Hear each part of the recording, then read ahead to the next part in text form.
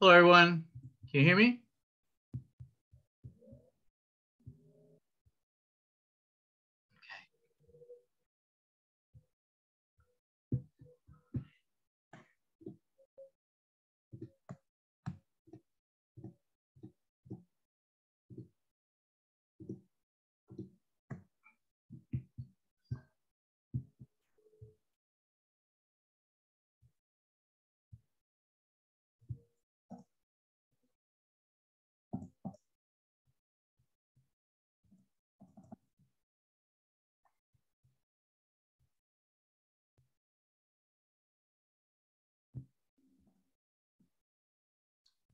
Close up a couple of things here.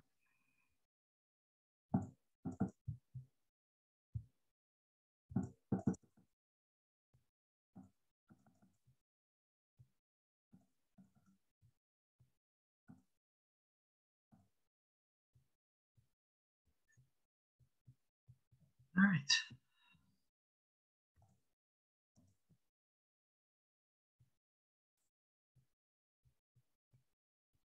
Share my screen.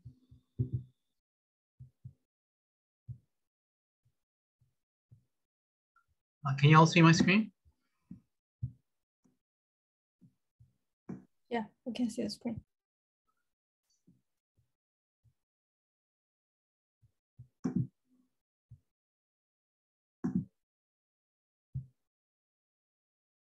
All right. Let's see.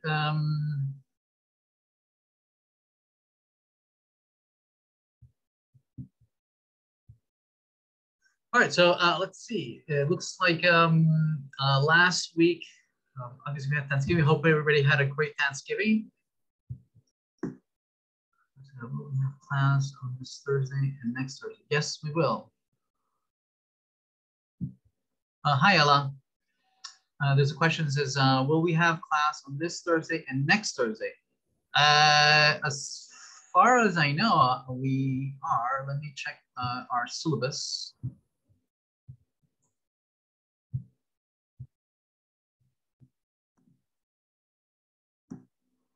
Let's see.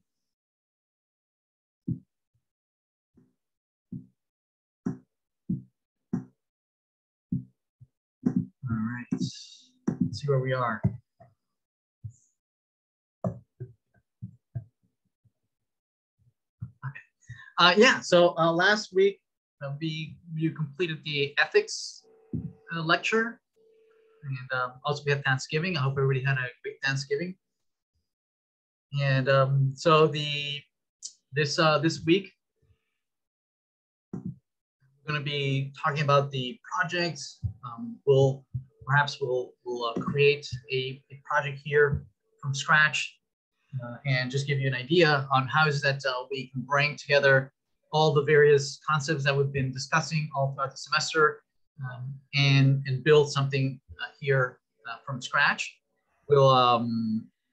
We are meeting today and obviously this upcoming Thursday, and I believe we will meet next Tuesday again, and then the last week that we meet is on the 14th, and our last day is the 16th, which will have the final exam. So yes, we'll be meeting for a couple more weeks.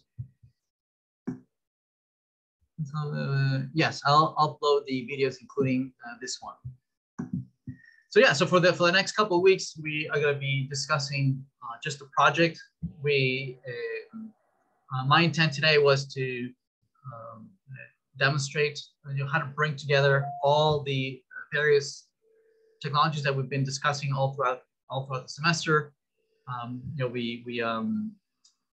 Together throughout the various assignments, we have been implementing an application, which has been this Twitter clone, and also learning about the individual technologies on their own through various practices, somewhat kind of like a lab where we're implementing small snippet of codes just to demonstrate that particular technology or that particular technique, that particular concept, and then in the same assignments, you are asked to use those techniques and to actually build something, which is our Twitter clone. Do we need to do the presentation for yeah, so let's talk about the project. So this week and next week, right? A lot of the discussion will be on revisiting all the various technologies that we've been discussing throughout the semester and demonstrate how you could bring together into one cohesive project. Okay, obviously everyone is working on their project with their teams, right? And that'll be due later this mid December. And so I wanted to use this time to just demonstrate, by showing how could we build something from scratch, from end to end, and something that would meet the requirements of the project. Yeah, so towards the end of the semester, when the project is due, which is the 14th, the TAs are going to schedule some meetups with the groups, and you're going to demonstrate the project to the TA, and the TA is going to go through all the requirements in the requirements document, and they're going to ask you to demonstrate that particular requirement, right? So they're going to ask you, right, well, show me being able to search something. Let me show me where you display the results. Show me how you navigate to a details page. Show me the profile page, right? Show me how the profile page displays multiple things that are related to the user, right? How can you do all the CRUD operations for all these domain objects, right? Show me examples of two different users interacting, right? And show me all the different domain objects that you have, right? So they'll be asking you each one of these requirements, right, for you to demonstrate. So I think it'll be maybe like a half-hour, 45-minute presentation where you'll demonstrate the requirements to the TA, and then the TA will have a checkbox, check, and then give you a grade towards the end of the presentation. Till when we are required to give demo to TAs. So that's going to be that last week, that the 12-14, starting that day. TAs are going to provide a spreadsheet where folks can register to meet up with them and demo your project. Right, so it's going to be all that last week of the semester where you will be demonstrating your project. Can we use Firebase, please? Yeah, you can use whatever. So yeah, somebody was asking me this today. You can use any database for the project, right? You can use any technology stack that you're familiar with, that you feel comfortable with. Obviously, in this class, we've been showing we have been using the React library for the front end. We've been using Node.js and Mongo for the middle tier of the database, but certainly you are free to use any other stack if you feel more comfortable with that. If you prefer to use Firebase instead of Mongo, you're welcome to do that. The benefit of using Firebase is that right, you can basically merge together the middle tier with the database, right? So no need for Node.js, no need for Mongo. They can both be substituted by Firebase. So if you prefer to do that, certainly that's an option.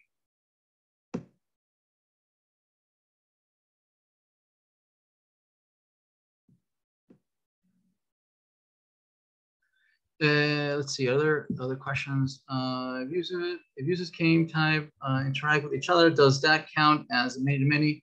If users of the same type can interact with each other, does that count as a many-to-many relationship between user objects from the crowd? Yes. So for instance, if can one employee send a message to another employee, that constitutes a many-to-many between users, even if they're not, even if they're the same type. That definitely is a many-to-many. Or if a user is following another user, that's also many-to-many. Do we need to submit final project on Canvas?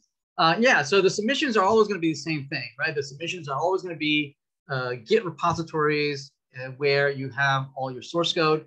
And for the project, you'll need to submit probably at least 2 repositories, right? One for the front end, the React, right, and one for the middle tier, right? Whether you're using Node.js or whatnot, right?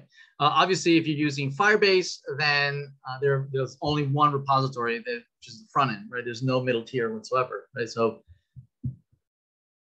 that simplifies that. But basically, all our submissions have always been, right, a submission of the GitHub repositories where you're hosting your source code. And all these repositories can be public, right? So don't worry if somebody's, that somebody might come in and take a look at your source code. Yeah, everybody's pretty busy at trying to implement their own. Is it a hard requirement that user has to be able to see and interact with other profiles, even if it doesn't make sense for our project? So you have an example, Akash? Yeah, Professor, I asked this question. Yeah, so for this, say, if it is an e-commerce app or say airline booking website, how does it make sense for a person to see other profiles? An e-commerce, you say? E-commerce or say airline booking website. So it's an e-commerce. So for instance, you might be, so you're selling products online. Is that it, for instance? No, for our thing, it's basically a trip booking website. So it covers all the functionalities except this one. So say I'm a user, I log in, or even being a guest, I can operate, but I don't need to see other users on this website. Yeah. So the don't let the particular domain limit whether you're going to implement a requirement, right? So don't say, oh well, on TripAdvisor you can't see the profile of other users, right, or other people who are writing articles. So that doesn't okay.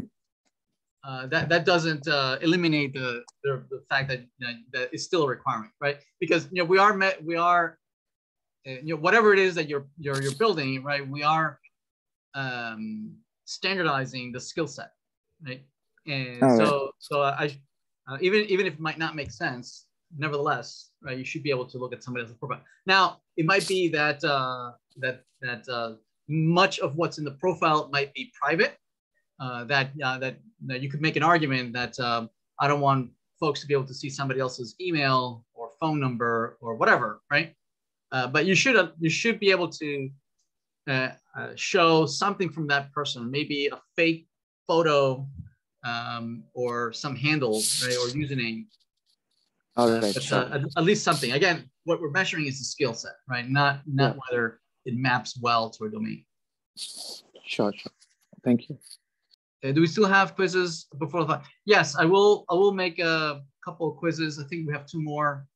I will make them available I'll give you 24 hours to complete the quizzes. So if you need to find a free half hour within 24 hours to complete that particular quiz. But yeah, we won't do it during class.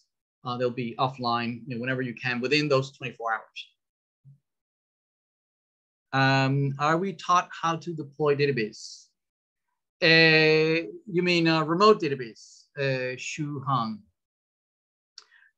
Yeah, we don't cover it, but sure, we could definitely cover it within these two weeks. Definitely, we could cover that. Does that apply for quiz 7? Yeah, all the remaining quizzes will be online, and you'll be taking at your own leisure. We give a demo creating database using cloud. Sure, we can do that.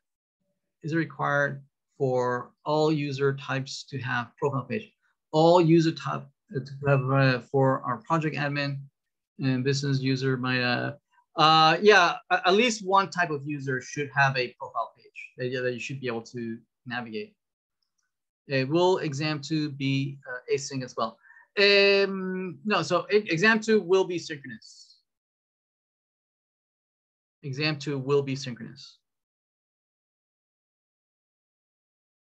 Can we set up one model for all roles and distinguish roles by field, like, and rather than setting up multiple?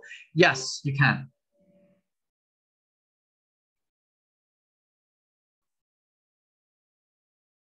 Will there be a review for session for that? Yes, we will. The day before, or the lecture before the final exam, we will have a review session. So presumably that would be 12/14. We will have a review session. Professor, I have one quick question for exam 2. Will we cover topics that we did not cover in like since midterm, or our exam will cover topics that we the exam is cumulative, so there might be questions from the first half of the semester. So you might have some HTML questions, some CSS questions, some simple JavaScript questions, some React questions. So it'll be a mixture of everything. Okay, thank you. Could you show us how to call remote API with authentication requirements? Sure. Yeah, today we're going to be covering, today I was thinking of covering a remote API, certainly, yeah. Exam review is on 12/14 or a week before on 12/9. When is the, oh, I think the undergrad's semester ends a little earlier. Oh no, wait a minute. Uh-oh.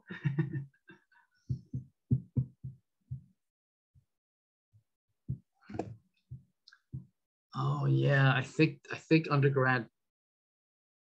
Yeah, for the undergrads, it ends on the 8th of December. Does anybody know when the graduate ends?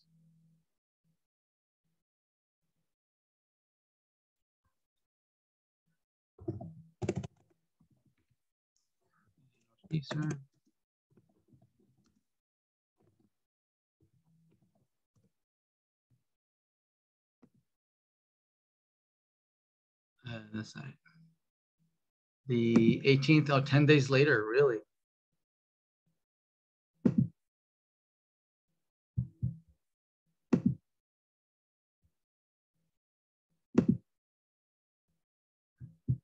So graduate.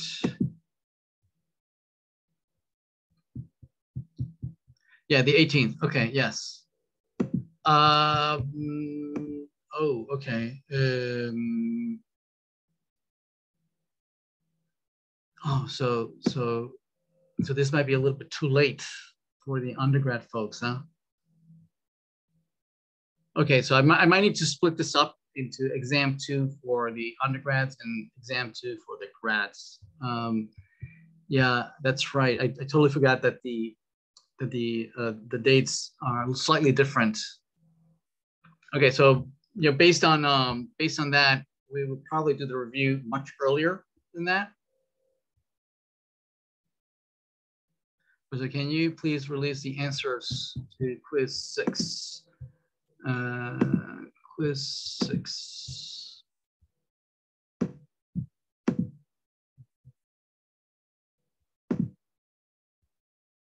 All right, let me do that real quick. Quiz 6.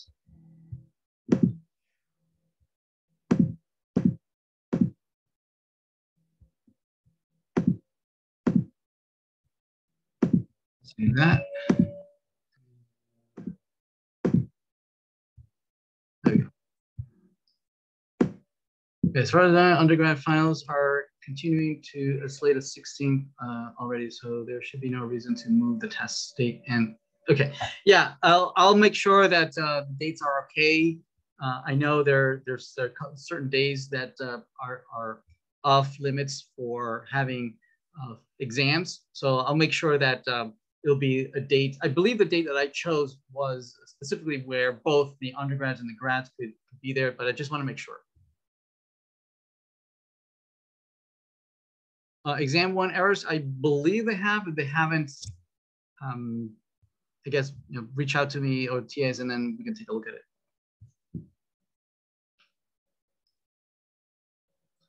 All right. Yeah. So let's. I do want to have time to demo a little bit. You know, how would you implement an application from end to end? In particular, using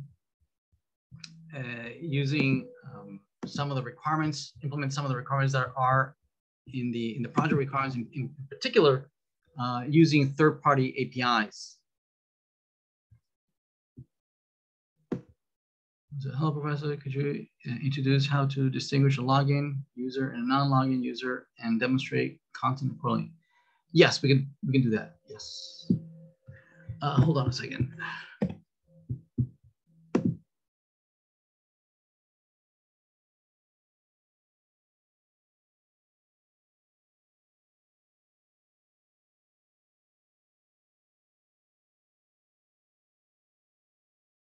Okay, it's too hot in here. Okay, so I'm going to start a project, brand new project, and demonstrate how to use a third-party API and how to build an application around that.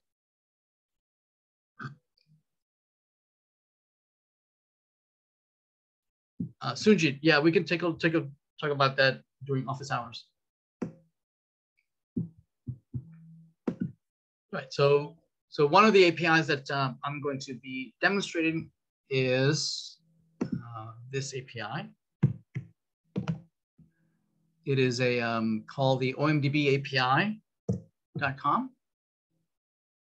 This is a service that that I've been using for a while, and it gives information about databases and about TV programs and all sorts of types of media that you can query.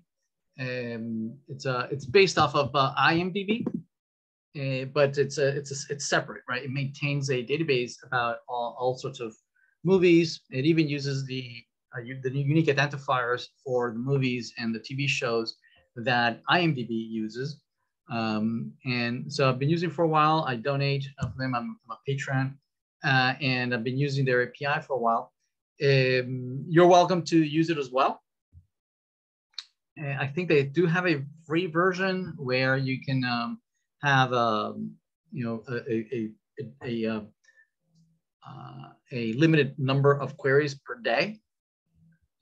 But I pay for it, so I don't have those limits.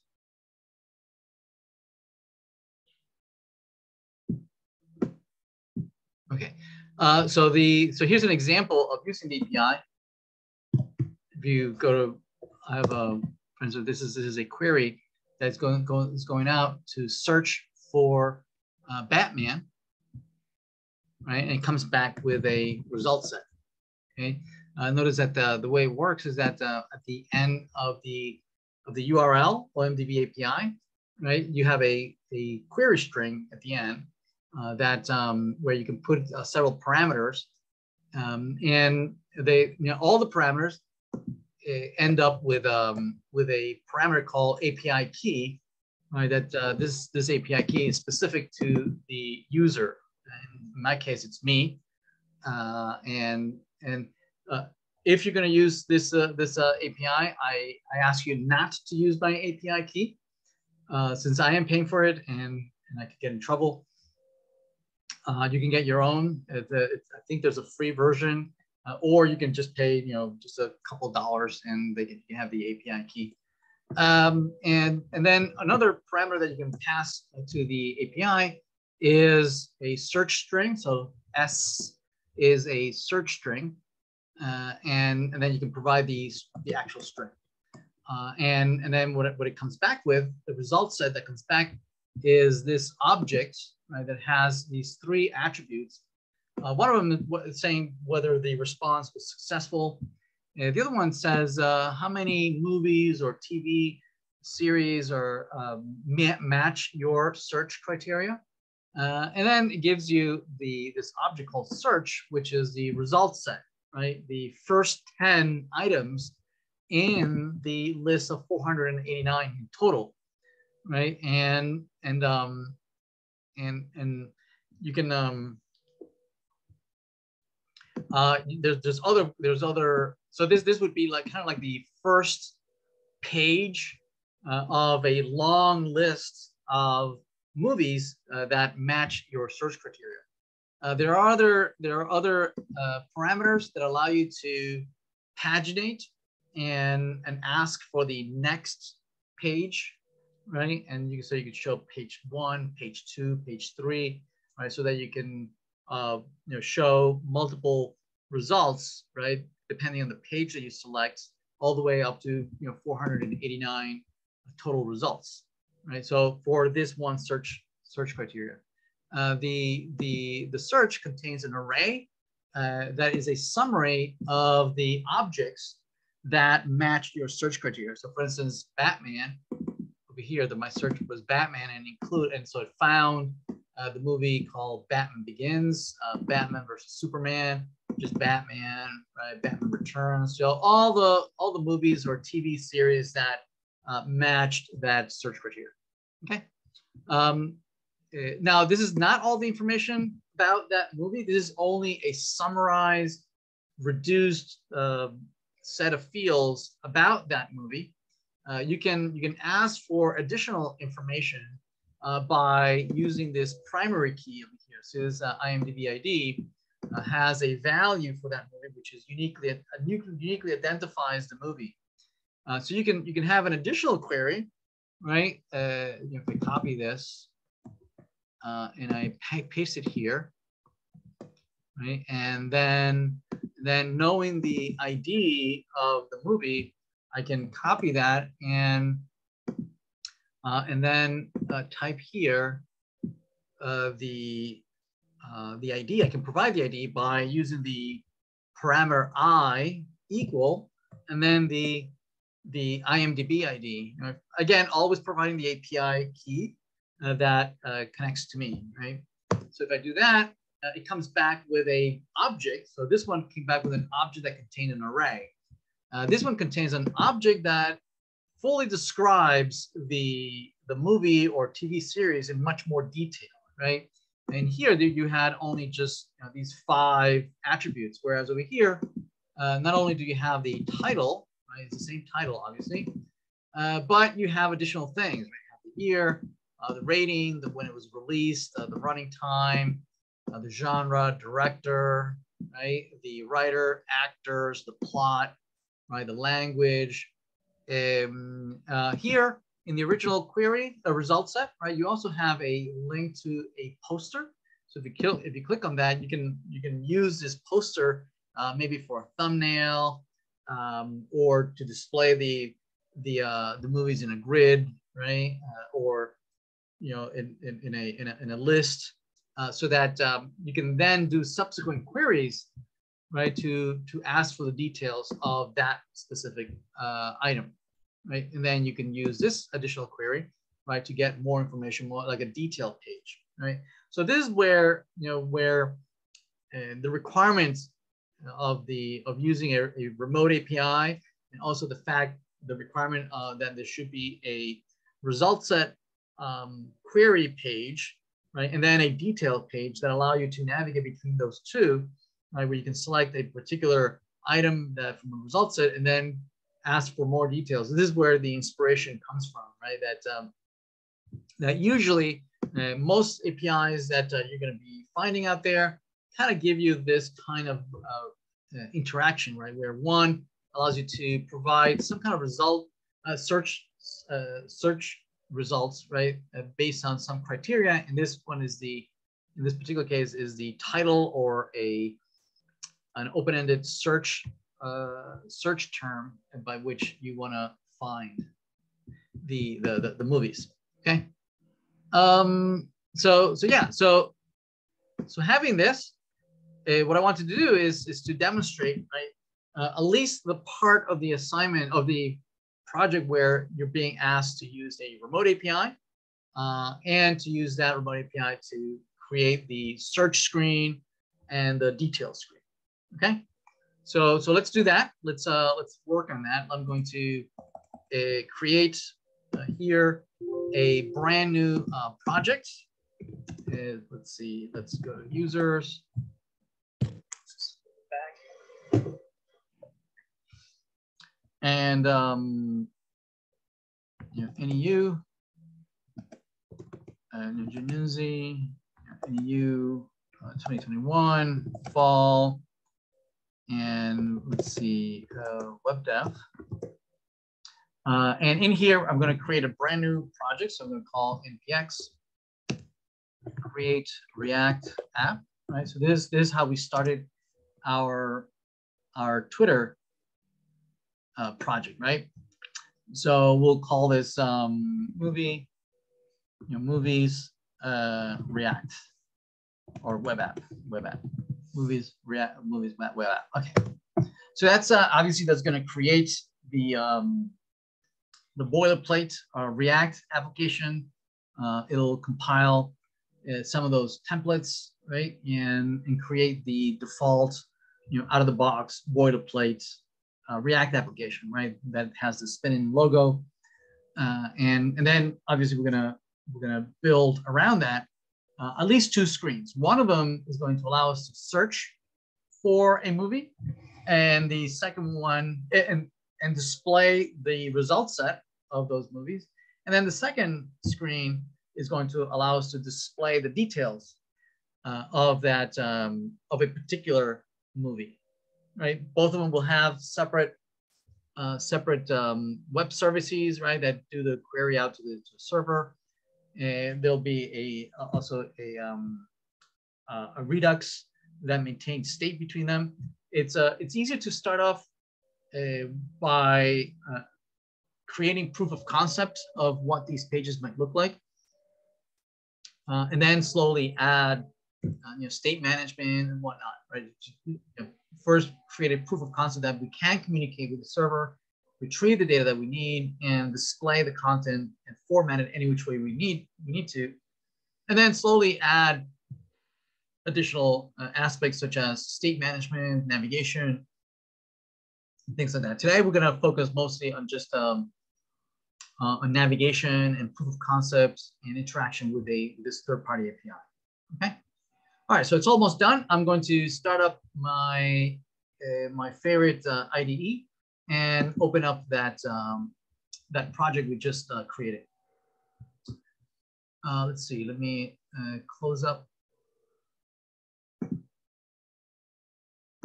Close this project, and I'm going to open. Let's see. Fall webdev. There it is. This one. Let's open that up.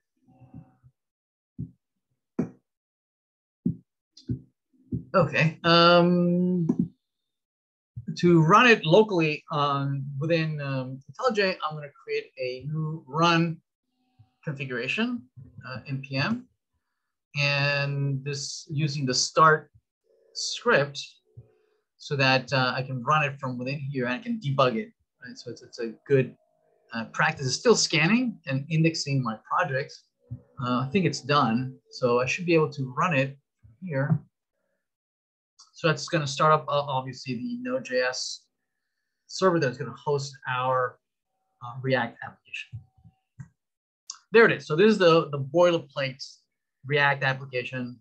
We're going to be replacing this soon, right? Okay. All right. So let's keep going. So inside of source, right? Let's create a couple of components. We'll create a couple of screens. One of them will be where we do the search and perhaps display the result set that's coming back from the server. And then we'll create another screen that allows me to go fetch the details for that particular movie, right? So let's create those two screens. So one of them will be the search screen. Okay. And let's see, let's create it. So this will be const search screen. We are going to return the, let's see, div, and let's make sure we have a search screen. We're going to return export default the search screen. Perfect. All right, good. So this is the beginnings of that. And let's make sure that it renders here in the app. So let's remove this, and this will be our search screen. There we go. There we go. So there's our search screen, right? So we know that we are in that component. Yes. Okay. So the search screen needs to render presumably a list of movies based on some search criteria. Okay. And so so presumably what we want to be able to do is do this query, right? And that users should be able to type, right, the search term, right? And then we use that search term to then generate the search, right? Okay, so I'm going to copy this URL, and we want to be able to do this programmatically. Instead of me doing it manually, we want to do this programmatically. Yes. So here in the search screen, what we have here is we want to do the results, right? We want to render the results here. So let's create a state variable where we can store those results, right? So the results, and then set results, and this will be a state variable using useState, and it'll be an array, an empty array at first. Okay, we'll probably need to import that. Let's import it. Let's import it from React. There we go. And so we're going to search this. We're going to do a function that does the search. So we'll do find movie. We'll find movies, right? And so this is going to do a fetch, and the fetch will be to that URL that we have. Right now, it's going to be hard-coded. Later on, we'll parameterize it, but let's do that first. Right? So it's going to come back with a response. We're going to parse that response. And that response is going to be what? It's going to be this object here, this big object there. And the results are inside of the search, right? This search over here. So, so this is the results. And inside of those results, the results is going to look like this, right? It's going to look like this big object. So there's going to be a search in there, and we're going to set the results here. So we're going to say set results to results.search. So we're extracting this search, this array, right? And we're setting it up into the results. I guess a better name for this would be movies, not set, not just results, right? So set movies. Yeah, that's a better name, right? This is, and I guess a better name for this would be movie search screen, but I'll leave it like that. There we go, set movies. Okay. All right. Yeah. So now we can display here, right, what that results looks like. It should be an array. So movies. Let's it's coming back as an empty array. Yeah, let me restart maybe. Let's see why. We never called this find movies. Obviously, it's empty. Okay, so we want to call this find movie when we first load the component. So that's why we use the use effect. The use effect allows you to provide a function you want to invoke when we first load, and make sure to always put the empty square brackets, meaning we're not listening for any changes. Okay. Let's see, and let's import use effect. Very good. All right, there we go. There's our array. Right, we have Batman Begins. We have all this, and what we want to do is be able to render each one of these. Okay. So yeah, so let's render these. We can do a UL that we can iterate over the movies. We can say movies, right? Dot map And for each movie, we want to render a list, right, of movies. So this would be movie dot, and I think it's title. There we go. We have that list over here. The inspector is probably complaining that we don't have a unique identifier for each line item. If we do the inspect, we'll notice that there probably is an error that is spinning out. Notice that each child should have a key property. And to satisfy that, we notice that there's a unique identifier. Each movie object has this unique identifier called IMDb API. IMDb ID. So which we can use to uniquely identify these line items. Right? So we're going to say key is equal to movie.imdb ID.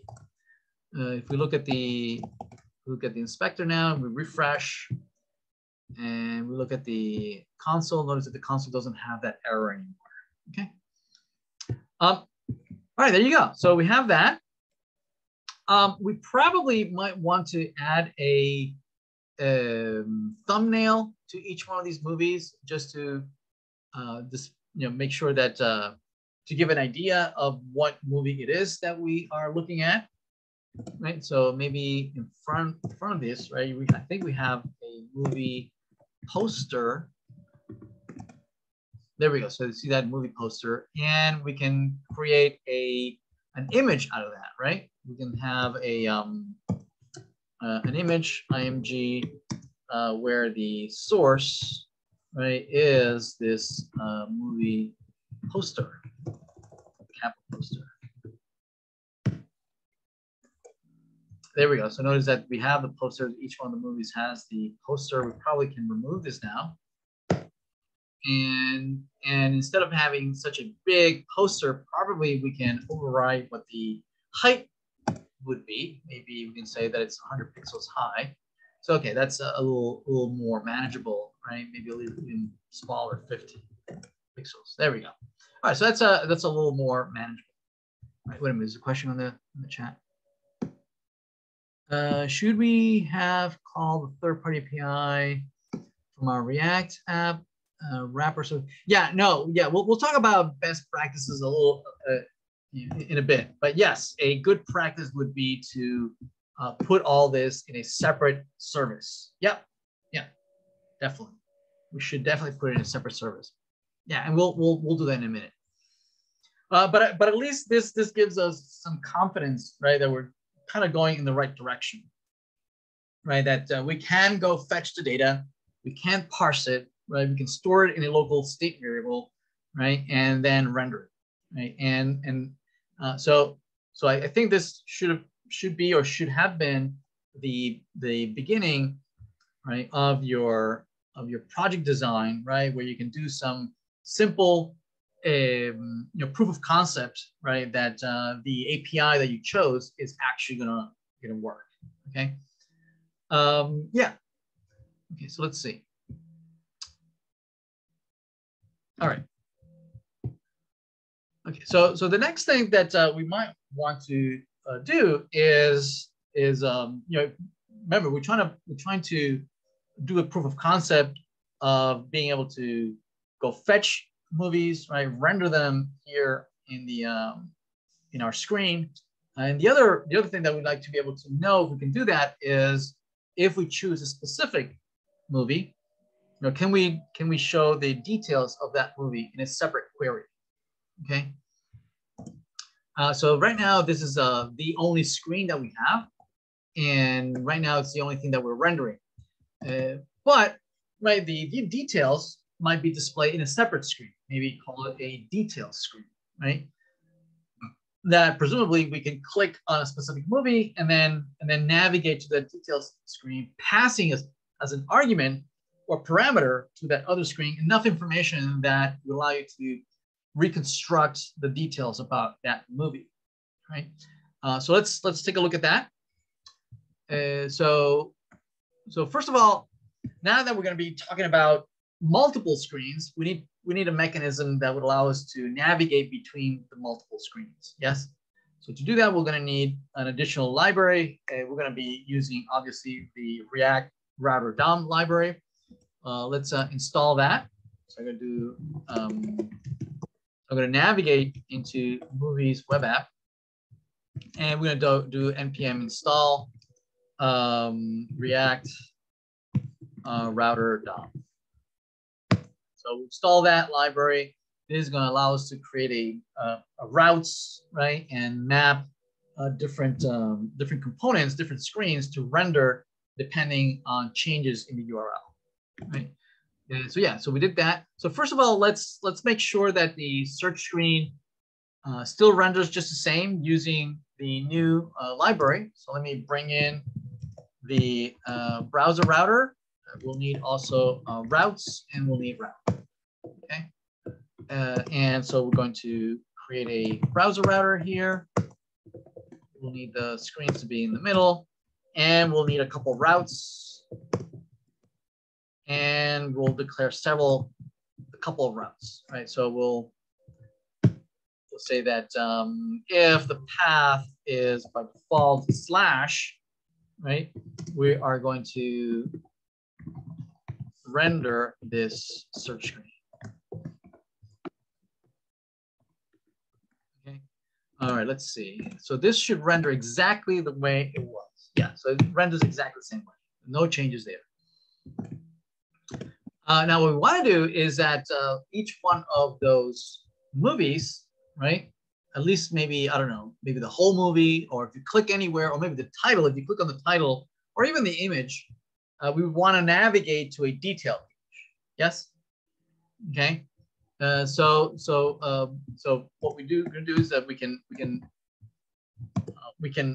wrap this entire image and movie in a hyperlink, right? So that if you click anywhere, including the poster or the title, right, it'll navigate to that other screen. Let's see. Are we not using a local database for the search feature? Do we have to use an external third-party API for that? Are we not using a local? Yes. So there's two requirements. One is using your own database, and the other requirement is also using a third-party API. Okay. Right now, I don't have any local database. I'm not using one. Right. I would need a database if for instance, well, it's broken. Right now, it's broken. If I want to be able to maybe like a movie, right, or write a review for that movie, then the only place where I can store that is in my own local database. Yes. And so yeah, we'll do that too. We'll create that as well. Right now, we're only interacting with the third-party API. That's what I'm demonstrating. But definitely, yes, we would need an additional place to store all that extra information about that. Saying that Joe likes the Batman movie, right? So the only place we can store that is in our own database. Okay. So yeah, so let's take a look at that.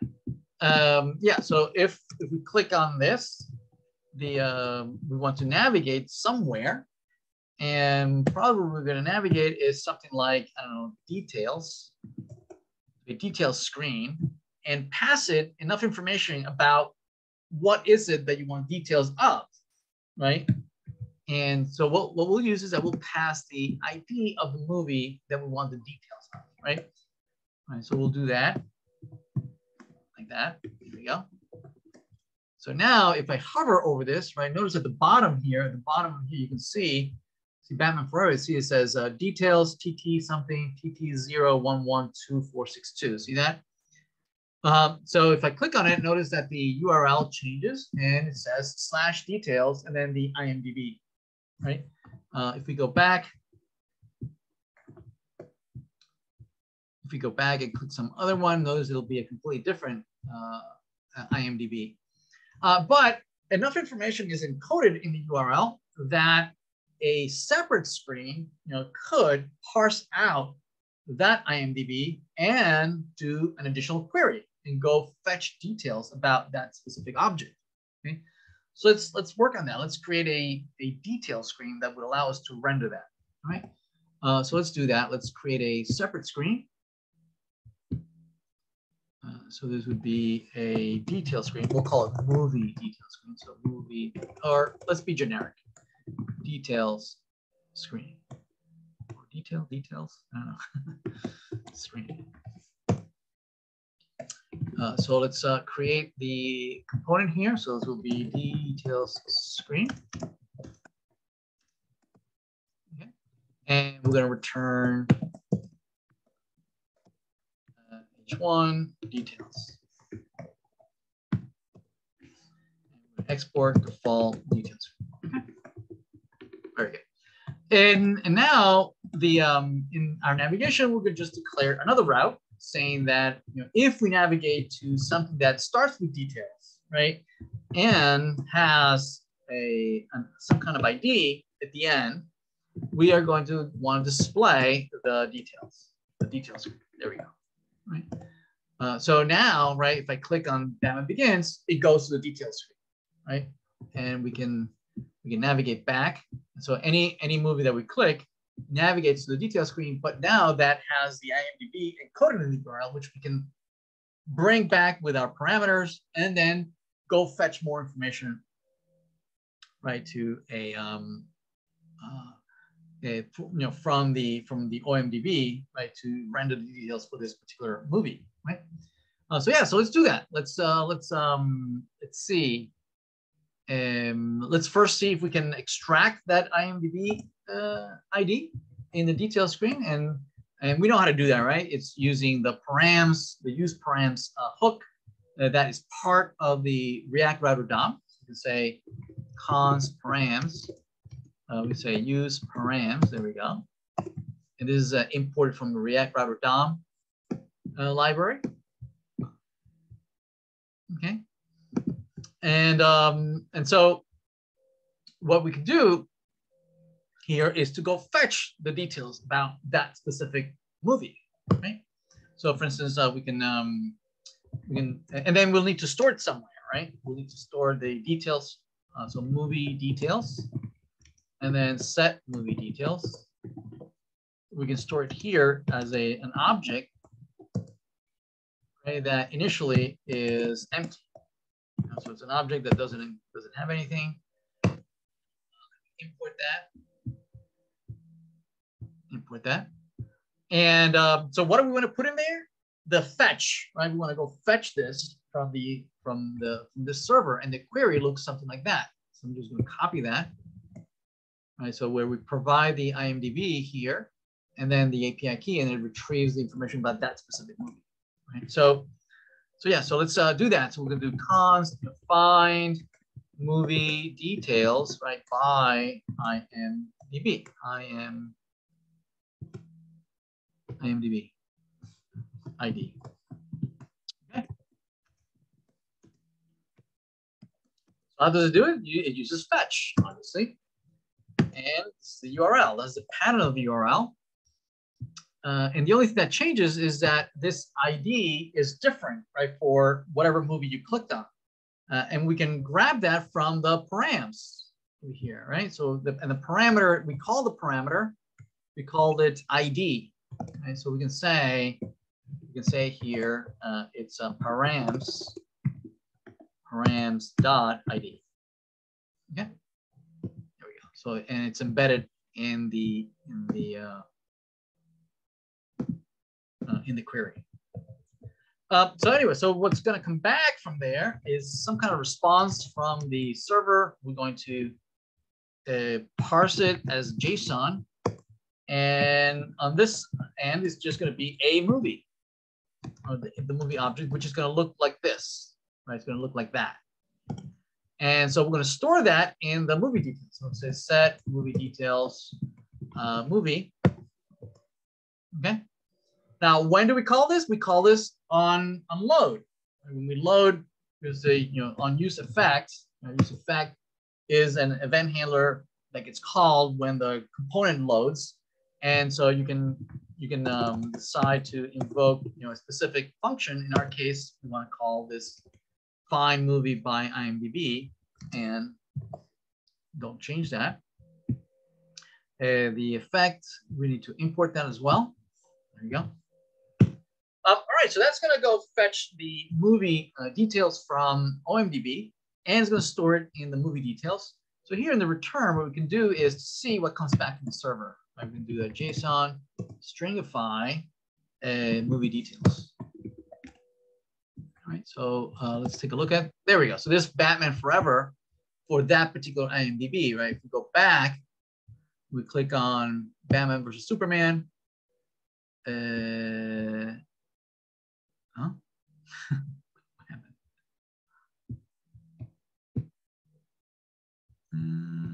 Oh, it was just taking long. It's just taking too long.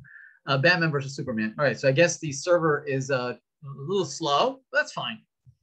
There's Batman versus Superman. Let's go back. Let's click on another one. Batman Returns. Let's give it a minute. There we go. Right. It's a little slow. That's fine. Yeah, Batman Returns. So, but nevertheless, this is basically what we need, right?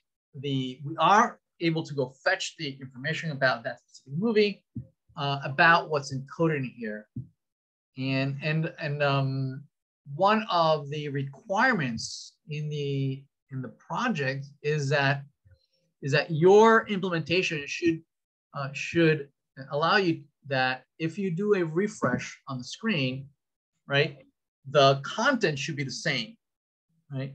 It shouldn't be the case that you stored something in a JavaScript variable, and because you reload, you lose that that value is lost, and so you cannot recreate the content. So be careful, right? One of the requirements in the assignment, the project, right, is that if you do a refresh of the screen, right, the same content should be available, should render.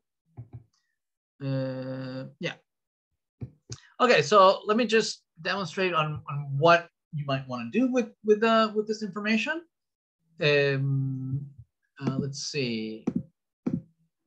Certainly, we want to display the title, right? So for instance, we might put here the title of the movie. So maybe movie details dot title. There we go. Batman Returns. Maybe the year in parentheses, maybe, because there might be multiple movies with the same title. So this would be movie details dot, was it year? So year.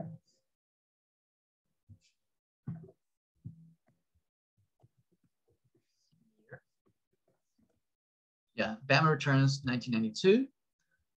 Maybe the rating right next to it, right? Some family members might be interested in knowing what the rating might be. So this would be movie details, rating, or rated. There we go, PG-13. And then perhaps some other stuff, maybe the director underneath. So you might have directed by, and then here director. Director, I think it is. So it says movie details dot director. There it is. Tim Burton. There we go, directed by Tim Burton. Maybe a poster of the movie, maybe split into half. Maybe you could have the image down here, img, and then source, and then movie details, that poster. There it is, poster. Maybe break. Yeah, Tim Burton. Maybe not that big. Maybe you can make it a little smaller, perhaps. Height, 100 pixels. Maybe the plot underneath. So this would be maybe in a paragraph. Plot of the movie. So movie details dot plot. There it is. While Batman deals with blah blah blah. Maybe the cast. Now the cast. I think the cast let me see, where's the cast? Writer, actors. So yeah, we have Christian Bale, Michael Caine, Ken Watanabe. So probably we want to convert that into an array so that we can display all the actors, right? So you might want to do something like H3 cast, and you might have an UL here, and then we could take the movie details dot actors. Let's see what that renders like. Yeah, that's a, but maybe we want to render it as a UL. So you can convert this, you can split this by comma, and that gives you an array, which you can iterate over and then render each line item with the key actor. This is the actor, something like that. Maybe not. Oops. Undefined split. Oh, is that split? Actor split undefined. Movie details actor. Is it at split? JavaScript split. Yeah, there's a split. Split, blah, blah, blah. Text split.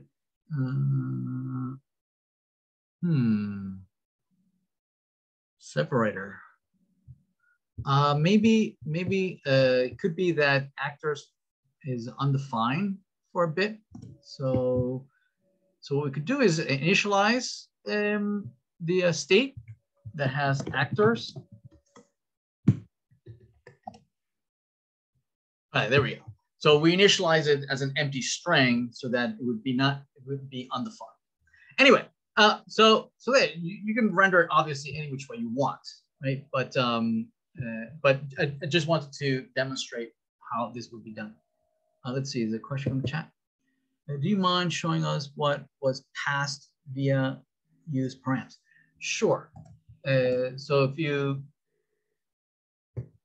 yeah. So in params, what params is, use params, what it does is that it returns a map, and we can render it here. We can say render it right underneath here. You can say JSON.stringify params. So params is a map. There it is, which is this ID here. This ID is the name you gave it in the app.js, in the routes. See, there's this ID. That name, right, is used to create the value that actually went there. It's a placeholder, right? So this is slash details and then the placeholder for the actual value, right? But we can give it a name for the value, which is the ID. So what is the value for this ID? In this case is TT0100, and that's what it says here. See that? So the value of ID, of the placeholder that we give it a name, has that particular value, right? That value. So this is the placeholder ID, right? And it gives it to you so that you can retrieve it. Make sense? Okay. All right, excellent. So let's see. So if we go back, so the next thing that we'd like to be able to do is a query, right? You know, be able to actually type the search. Right now, this is hard coded, right? And so we would like to be able to do a search based on the changes, right, of whatever we are searching, right? So for instance, we go back to the search screen, instead of hard coding it, we might want to have an input field where we can do the search, right? And maybe a button that says search, something like that, right? We can type here something, right? We can say Star Trek, right? And then search. And then this user interface would update with that search. Okay, so let's take a look at that. So for that, we're gonna need another state variable. So it's a search string. or search term, and then set search term. And then this will be use state. And initially is an empty string. And what we're going to do is that as we type this, right, this will be our search term. And as we type, we're going to update that search term, right? So on change, as we type, we're going to update the search term. So we'll say set search term to be e.target.value, right? And let's see if that works. Let's display it right underneath to see if it's actually changing, right? So search term. Yeah, okay, so it is changing. We are changing. Good. Okay. So once we hit the search, right, we hit the search button, then we want to make sure that this here, the Batman, instead of being the hard-coded value, we're going to use that the new value, right? So this, we could initialize this search term as Batman, and then this would be a variable, right? It would be the search term. See that? Okay. So presumably this, if we refresh, notice that it's using that search term, this initial value of Batman set here. But we want to be able to set it to something else, and then click on search, and then it will search for that one, right? So let's do that. Let's we're going to this button on click on it. We're just going to call find movies again. But the search term will be now different. Okay. Let's see what happens when there's a space in the search term. Yeah, you'll have to just figure out what are you going to do with errors, right? If you search for something weird that, but spaces is fine. Spaces is no problem with spaces. Is what happens if you search for something that doesn't match? Let's see, what's the question? Here's a question. Rosa, could you please show us how to save user search history, previous search history when user clicks on search tag? Not sure what you mean. Could you please show us how you... So the search history is always stored, right? You would need to include it as part of the URL. Yeah, we could do that. Let's see what happened here. What do I do? Batman. Okay, so say I search for something else, avatar. And wait, did it work? Oh, there it is. Yes, it's just taking a little while. So the API is a little slow. So we click on avatar. There we go. We go to avatar. But then when we go back, notice what's happening. When we go back, I notice that it reverts back to Batman. See that? Right? What's the question here? Don't spaces have formatted? Yeah, the formatting is automatically converted in the URL. If you look at the if you inspect and you take a look at what's actually being sent, it encodes that in the URL. So if you look at the network, right, and you do star track, so star track, the search, you'll notice that the search string, see that it converts the spaces to % and 20. So that's automatically done for you. You don't have to do anything. Yeah, it converts it for you. So yeah, yeah, that's the query that went out. But yeah, so what I did want to point out is that notice that this is what it's showing right now. If we click on Star Trek and we are here, and then we navigate back, we say back, notice that it reverts to Batman, right? Instead, it should remember that we just searched for Star Trek, okay? So how do we do that? So basically the way we're going to do that is that we're going to have two mappings. One of the mappings will be the default, where there's nothing mapped to here, and there's no search string, right? There's nothing at the top, and so we have a default to Batman, right?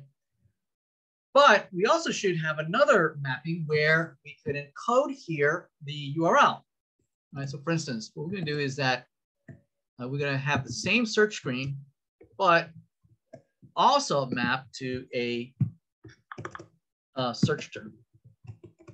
So maybe search term. Okay, and so that if we type here Titanic, right, it still stays in the same screen. Right? Notice that before, right? If there's nothing mapped to this, right? There's nothing mapped to it, so it doesn't render any screen. But because I am doing this other route, now it is mapped to the same component, right? It renders the same component, either search screen, right? Either with no encoding or with something encoded there. Okay. What this is going to allow us to do is that, as we load and see that we have a parameter, then we can override the default search. Okay, so that if there's nothing, then we'll go just with Batman, right? But if there's something there, like we have an avatar, then we should not use Batman. Instead, we should override it with what it's in the parameter. Okay, so let's do that. So in our search screen, what we're going to do is that we're going to grab the parameters. So const params use params, and we can display that. We can display what that looks like. So here we do JSON.stringify params. There it is. See, search term avatar, or by default we have nothing, or we have Titanic. Spell search term. So what we're going to do is that we're going to have we're going to check to see if we have a search term or we don't have a search term, right? So if we do have a search term, right, we're gonna say that we're gonna initialize this value of Batman. We're gonna initialize it to whatever the params is, right? So we're gonna say let's see. So let's see, how can we do this? Let's say movie title is either going to be params dot what do you call it? Search term, right? Search term, or that.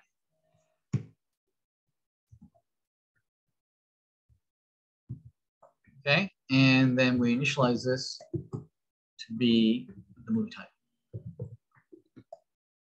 Okay, there we have it. See that? So if I clear this out, notice that it uses Batman. But if I instead have Titanic, I can either type it here, or I can type it here, avatar. Right? And then searches either by the URL up there or by me typing it here. Okay. So the only thing left to do is that, because notice if I now go to avatar, right, and now I navigate back, notice what happened. If I navigate back, see that it renders the same exact thing as before. It doesn't revert to Batman because we have the URL encoded, right? And so you can read that and then do the search again, right, and re-render this so you can remember where you were, right? So if this is Terminator, right, and then you navigate terminator judgment name, but then when you come back, right, you have the terminator encoded in the URL so that you're using the browser's history, right, to recreate the same content that you had earlier. Right, so the next thing we need to figure out is that when we do the search, right, if we say aliens, and we do the search, and then the search works, right? Notice that this still says terminator, right? So we're not changing the URL, right? We're kind of remembering this terminator from way back when. So we need to make sure that whatever I search here, right, is synchronized with what the URL says, right? So that there's no discrepancy on what we're looking for, right? So what we're going to do is that we know that navigating will cause the search, right? And so what we're going to do is that when we do a search term here, right? We click on find movies, right? We are also going to encode it in the URL, right? So to encode it in the URL, I believe it's Go or something. I forget. Let me look it up just a minute. So React router DOM. I think it's push. I think it's push. React router push. I think it's push. Push. React router. Yeah, it's push. I think it's push. Yeah. So yeah, so let's do that. In the find movies, I say, well, let's see. Instead of find movies, I guess we could do it here. We can encode it here. And we'll say history push. I forget what the React router DOM hooks. Is it history? I think it's history or something.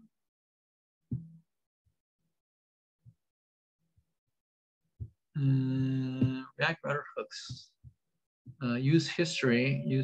Oh yeah, history. Yeah.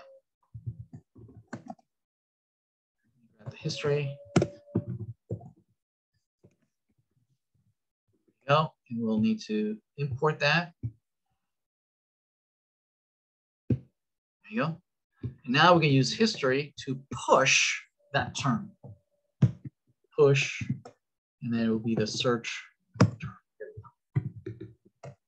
Okay. Let's see. I think that's it. All right. Let's see if that works, or let's see if it blows up. Use history is not blah, blah, blah, blah, is not exported. No. Use history. Use history. Use history. Use history from React router DOM. No. Use history. I'm pretty sure it is. Import React router DOM. Use history.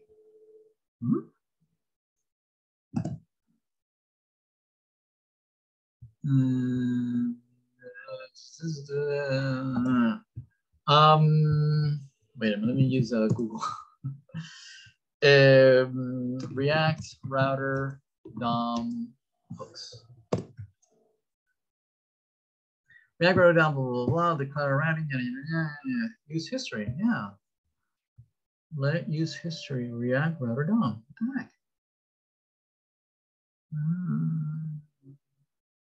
Use history, use history.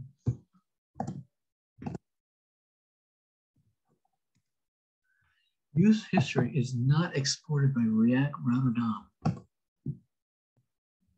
Okay, let me restart. Let's see. Use history. I think this is a new version of React router DOM, and it might be. Let me search this because this might be because of a new version of React router DOM. Content import blah blah blah blah is not exported blah blah blah blah blah blah. Yeah. Failed. Use history. Use history is replaced with use navigate. Yeah, in the new version. Yeah, it's a new version that came out.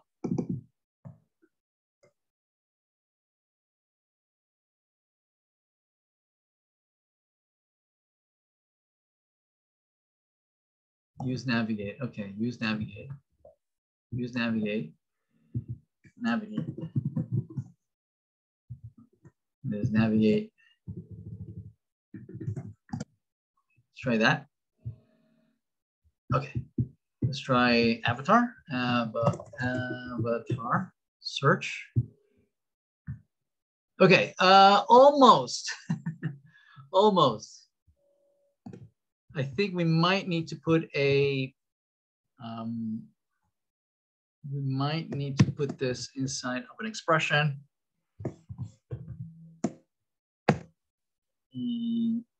Like that, and a slash in front of it. Okay, let's see. Fresh. Avatar. There we go. See that? It's changing now. Yeah, the difference was that if you don't put the slash, it assumes that it's relative, and then it just appends to the current URL. If you put a slash, then it interprets it as this being absolute, and then it just replaces the entire URL with whatever search term you have here. Okay, so if we have a Titanic, say search, notice that it updates this. So now if we navigate to that Titanic, and then we go back, notice that it remembers that, right? And so this is what I meant in the requirements in the assignment, that if you refresh, right, this should render, and if you navigate away, the search history when you come back, right, it should remember where you came from, right? It shouldn't just revert to as if there were no history or no remembrance of where you were or where you came from.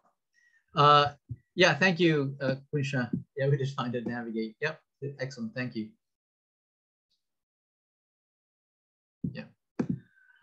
Yeah, so that's where we are. So now we need a database, right? We need a database. So we need to be able to, for instance, be able to say that I like this movie, right?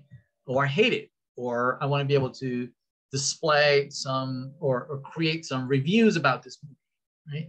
And for that, we need a database. We need to be able to store the information about, it's me who is liking this movie, right? Or is reviewing this movie. And for that, we need a database, right? And for that, I'll address that in the next lecture.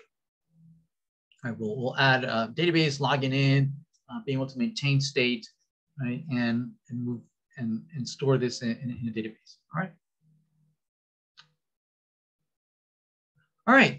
Yeah. So let's. I'm going to be holding office hours for the remainder of the evening. Let's see. Any person? Can you please push this code? Yeah, I'll print that in. Let's take just a short break. I'll be right back, and then we will do office hours. Okay. Professor, I have a 2-second question. Yeah, sure. Yeah, can graduate students work with undergrad students on the project? Is that fine? That's fine, but then the requirements will be for the graduate students. Right. Yeah. Understood. All right. Okay. Thank you. All right. I'll be right back.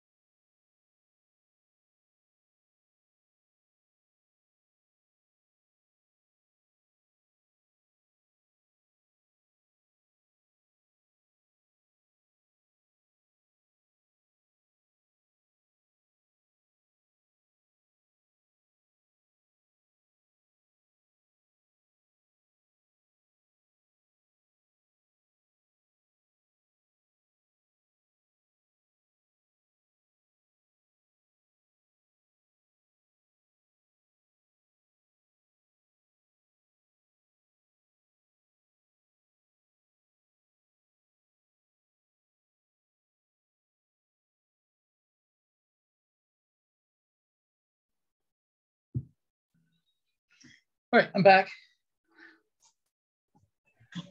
Hi, Professor. I am trying to just get this React app to make sense. And I was talking with some of the TAs and we're all a little stumped. It seems like React is acting funny.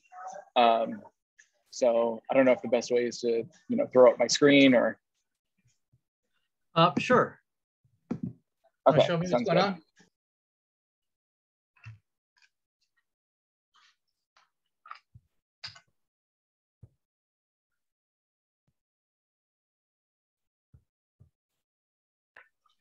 All right, you can see IntelliJ? Yes. Okay, awesome. So I don't know, I've been staring at this for days and it doesn't seem to want to work. And it's doing something very strange where React is generally working, but it's not letting methods apply to the JSON file. So whenever I try to run this, I get this weird, like, it seems like it's missing something or forgetting something. So where is who declared? That's a great question. So I guess in my like refactoring, trying to pull it in and pull it out, I remove that, but this shouldn't change when this happens. So this is the error, yeah. So this is the error that usually happens. It's okay. Well, I mean, that might be true. It might be a runtime. Because can you go into who.json? Okay, it's an array. Good. Go back. So this might be just a warning to see that who might not be initialized, and but if you run it, it might not actually be an error.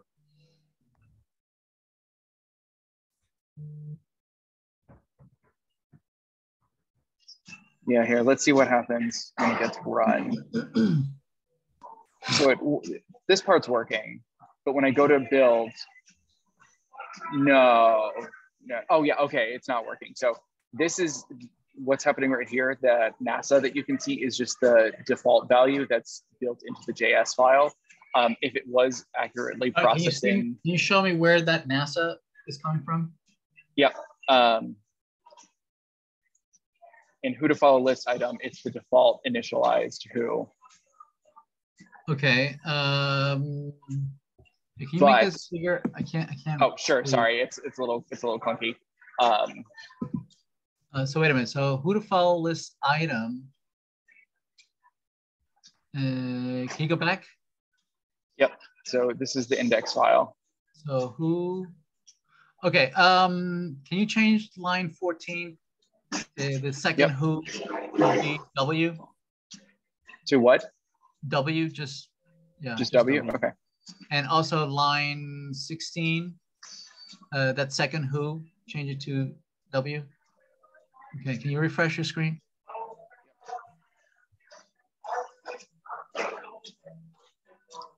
Yeah, nothing. It's okay. Still just. Can you go back? Go back. Line 12. Line 12. Do a new line. Wait a minute. UL. Wait, what?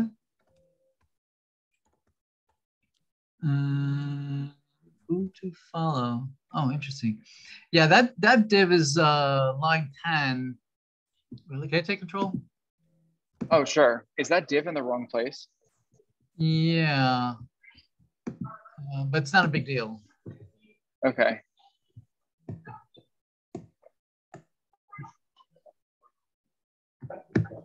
I can't cut. Oh. Can you move that to line 9? Before line 9, you cut that. Put it, yeah. Enter. Paste it, and move that last line 11 at the bottom after line 23.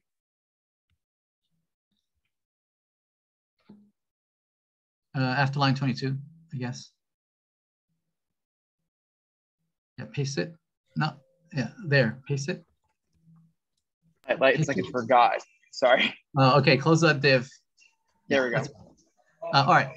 So yeah, after line 10, do a new line, and let's do a JSON line 10. Line 10. Okay. Yeah, at the end of line 10, do a new line. New line. Sorry, what should I do? New line. Enter. Oh, okay. Yeah.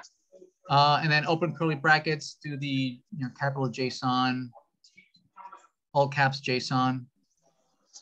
Dot stringify. Yeah, that one. And then put coup in there. Okay, go back and refresh the screen.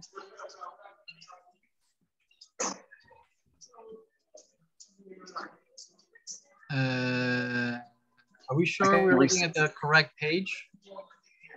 Yeah, this is SRC. Page. This is SRC. Yeah. Where are you including this? Who's including this? Can I see your index? This is who to follow. This is, are we looking at the right builds? This is A6, right? Oh, yes, this is the right build. But I just noticed that this should be who to follow list. No, it shouldn't. It should be calling that, yeah. No, it should be list, not item. Item is just one. Okay, so it should be calling the component, the whole thing. Okay. Yeah, but you're not including it. You're not importing it, are you? Can you scroll up? No, I did not. That's why I'm thinking we're not looking at we're not looking at this. So import it correctly. Yeah, just remove item at the end. Yeah.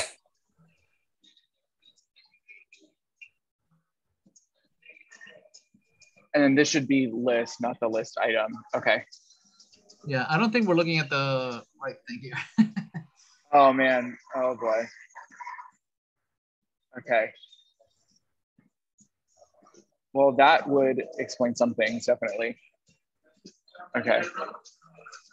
I'm just gonna, I'm gonna kill this. Oh, there it goes. Okay, there we go. Okay. All right, there we go. So there's Java, relativity. I don't know what's going on right here though. Yeah, we added that JSON stringify. Oh, okay. So if I pull that out, it should. Yeah, pull that out. Go back. There we go. Of course, it was something really silly that I just couldn't catch with my eye. Thank you. Yeah. There you go. Good luck. Hi, Professor. I cannot still install my Mongo successfully. So I want to help me take a look. I have tried my answer. Yeah, of course.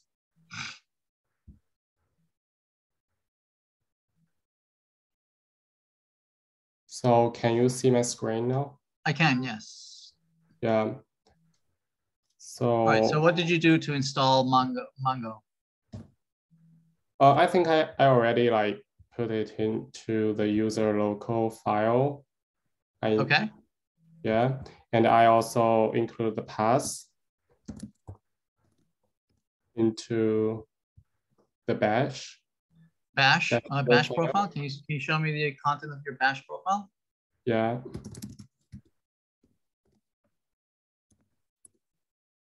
I have included as the last line. Yeah, let me see that. Let me just look at that for a second. Export path user local Mongo Mac OS blah blah blah blah. Okay, close that. Have you restarted your server, your machine? Yeah, I have restarted my computer. Okay. Twice. Can I take control? Yeah.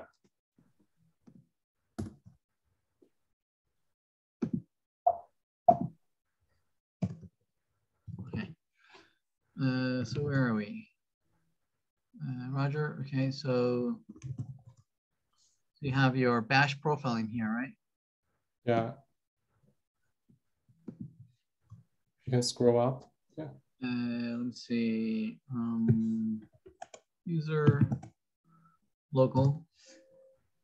So you have Mongo Mac, that one, right? Yeah.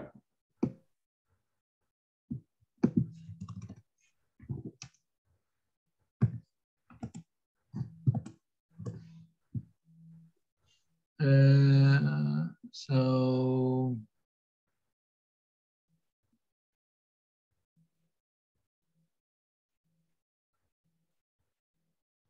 okay, it's this one right here, right? So it's MongoDB, Mac OS, x86 _ 64 -5.0.0.4. Okay, that looks right.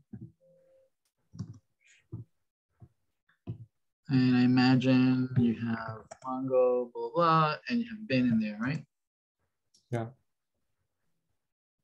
Ooh. Oh. Mac OS. What do you got in there? Wait a minute. I think you might have the wrong thing.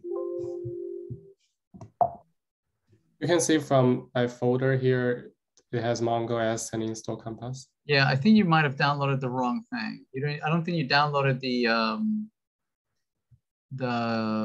you downloaded Atlas or Mongo S or Compass. This is the client Compass. Yeah, you didn't download the right thing.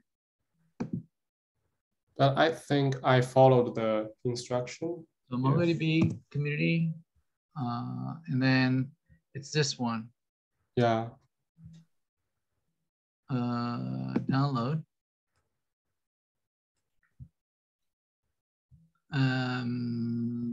Teacher Zip. So okay, so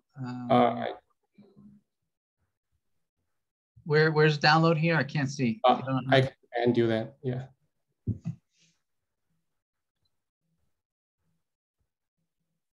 I already downloaded. Maybe I will replace it. Yeah, replace it. Oh wait, is that the community server? What? It is, right? Wait, the database also offer blah blah blah. The community version blah blah blah blah. Okay. Yeah, can I see this is it, right? Yeah. How do I go? Is that it? Yeah. This is it? Yeah.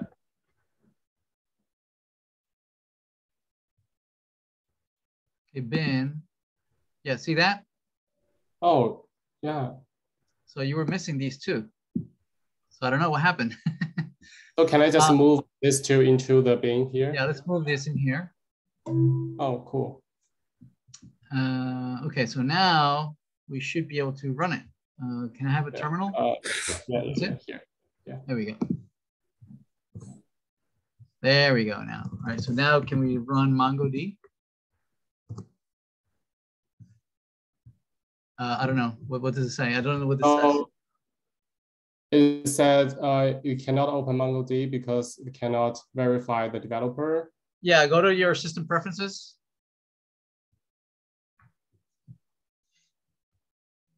And go to security. Security?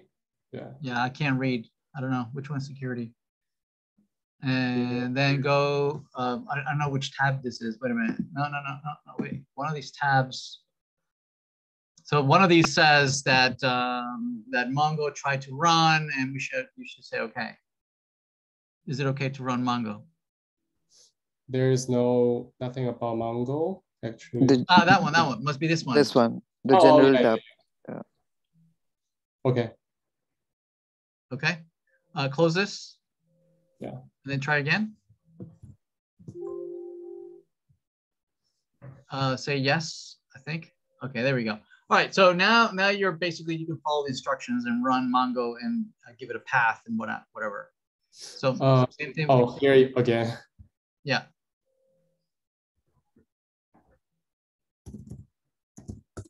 Yeah, but for Mongo, you need to have the server running first. Okay, cool. Now it's solved. Thank you. Yep. All right, good luck.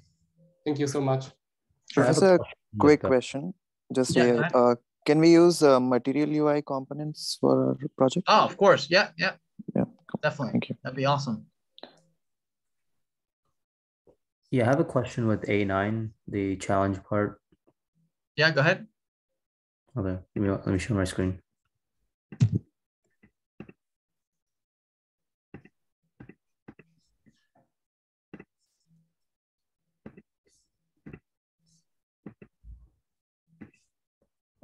So I'm trying to work on this over here, the refactoring edit profile, but I keep running into this error. I'm not sure. It says cannot read properties of undefined reading, blah, blah, blah, in the profile index. Can you show me the index file?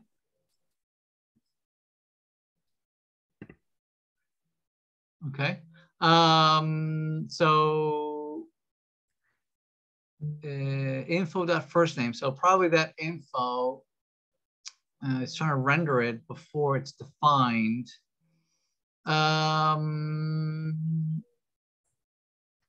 So I would, can I take control? Yeah.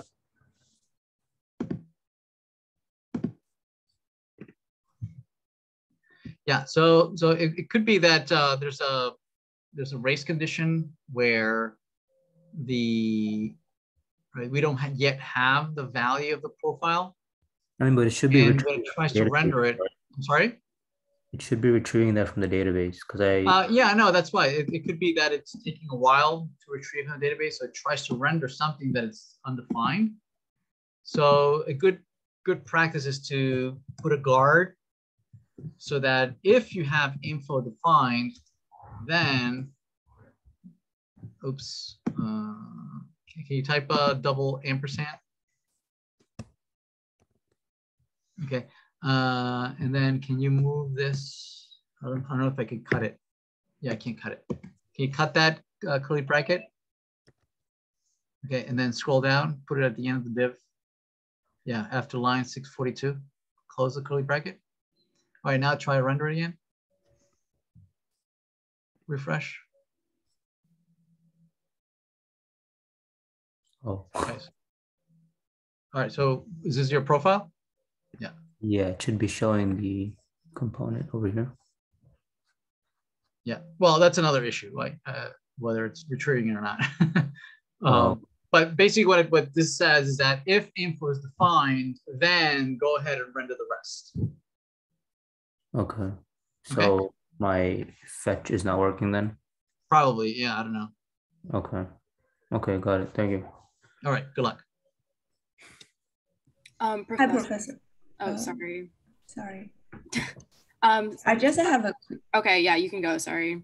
Oh, sorry. Yeah, I just have a quick question about quiz 6. Okay. Yeah, can I share my screen? Sure, go ahead. Yeah, so my quiz 6, I don't think my answer is wrong because you see I add the column here. So okay. What was the right answer? But it says my answer is wrong. And oh, okay. And the premise. Yeah, okay, it was just misspelling. Yeah, let me fix it for you. This is is Q6? Yeah. Yep. Professor, I think it is the same for everyone. So I think TA he has already posted a Piazza post stating the same, I think. But yeah, if it's the same thing, then maybe regrade requests are like redundant ones. Everyone will be posting the same thing. I also have the same issue. Yeah. Yeah, and I think there was a post of cats and the TAs are working on it, right? Yeah, just now I think Anurag posted it. Like you can you can request for the regrades for the quiz, but I think only this params and this thing as the issue. So if you can just change this, probably everything will be solved. Yeah, let me post it again to TAs just in case. This is Q6, is it? Yeah, Q6. Yes. I think in 2 to 3 questions, this issue is there. What question is this? Can you go up? Scroll up. Scroll up. What question okay. Is this? Question 1? Is that question 1? Yeah, and yeah. 2 more questions have the same issue. Yeah, and question 3 and question 4. Yeah. Yep. Okay, so Q6, question 1, 3, and 4. Yeah. That's right. So this goes to instructors. Hi, please regrade quiz 6, question 1, 3, and 4. Professor, also, answer 5 and question 1, it should be params, right? Because the correct answer is just param. Yeah, it should be params. Which one are you talking about? Answer 5 and question 1. 5. The Oh, fifth one, yeah, it should be params. G, name is fine.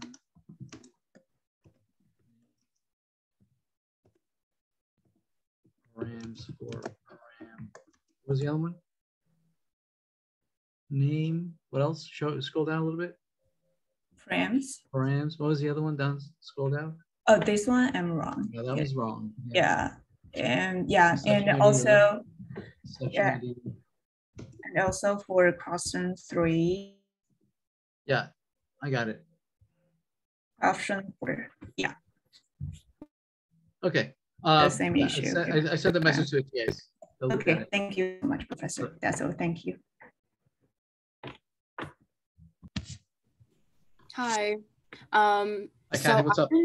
Hi. So I've been trying to install MongoDB for like the past 3 days on my laptop, and I've like gone through like multiple office hours and like none of you want to show your screen? Yeah, sure. Okay. So I started with like downloading the community version, but even so, like none of the commands. Can you show me where you downloaded it? Did you move it into using locals or not? Not yet. So I downloaded it from like. No, show me. Have you downloaded already? Yeah, I have, and I think it's starting. Yeah, can you show me? Yeah, let me. No, I mean, can you show me where you've downloaded it? Where locally? Where is it? Did you copy it somewhere? I think it's in. I think it's /user. Yeah, /local. Do a list here. Right there. So it seems like it's wait, I don't see it. Seller. Yeah, it's in my seller folder. Oh, okay. Yeah, can you go to MongoDB community? Oh, yeah. What did you use Brew to do this? Yeah, I used Brew. Okay. And then, can I see what's in there? Do a list. Okay. Actually, if you did Brew, then this should work. Okay. What happens when you do a MongoD? It just gives me like command not found. MongoD. Okay, I see. Okay, let's download it. Let's can I take control? Yeah, of course.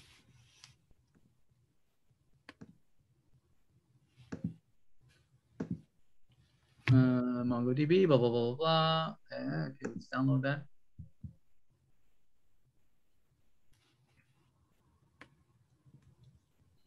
And let's unzip this.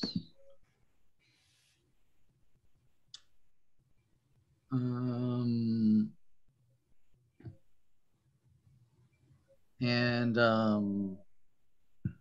it open? Okay, there we go. And I'm just going to rename this to something easier to remember. I'm just going to call it MongoD. Okay. And let's open up a new tab. And let's go to, oops, uh-oh. I think it's in my downloads. Yeah, but can you go here in your user local? So if you do Apple G, oh, actually, no, go. Here we go. Go to folder. Here we go. So /user/local. All right, awesome. And so here we're going to just move this in here. All right, can you authenticate? Yeah, sure. Okay, perfect. So there it is, right? There we go, perfect. And there's your bin directory. This is what we want to put in the class path. And so let's, can you open up a terminal? Okay, and let's go to your home directory, and we're going to edit your bash profile. Okay. Oh, there we go. export blah, blah, blah, user local MongoDB. Is that where it is? Let's see. I think so, right? Yeah, user MongoDB local. Bin, is that the correct place? All right, then I think we don't have to do anything here. You already did this. Now you would have to restart the machine, or we can just do a source bash profile. And we should be able to run MongoD here. Let's see. Yeah, that was the other error that I kept getting. Symbol not found, blah, blah, blah, blah, blah. MongoD reference from expected in user lib, blah, blah, blah, blah, blah. Wait, can I rename this? Wait.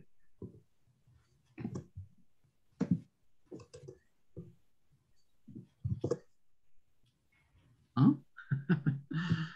I think this is because you have you install the brew and now they're conflicting. Oh, okay. So what I have I don't know how do you install. I don't know how do you install it. I think maybe brew. Uninstall. Oh, I think you typed uninstall wrong. MongoDB. Wait, so should I uninstall the community version? Well, whatever you installed, I don't know how you installed it. Okay, because I think there's like a command that they give to uninstall it. Let me just look at it really quick.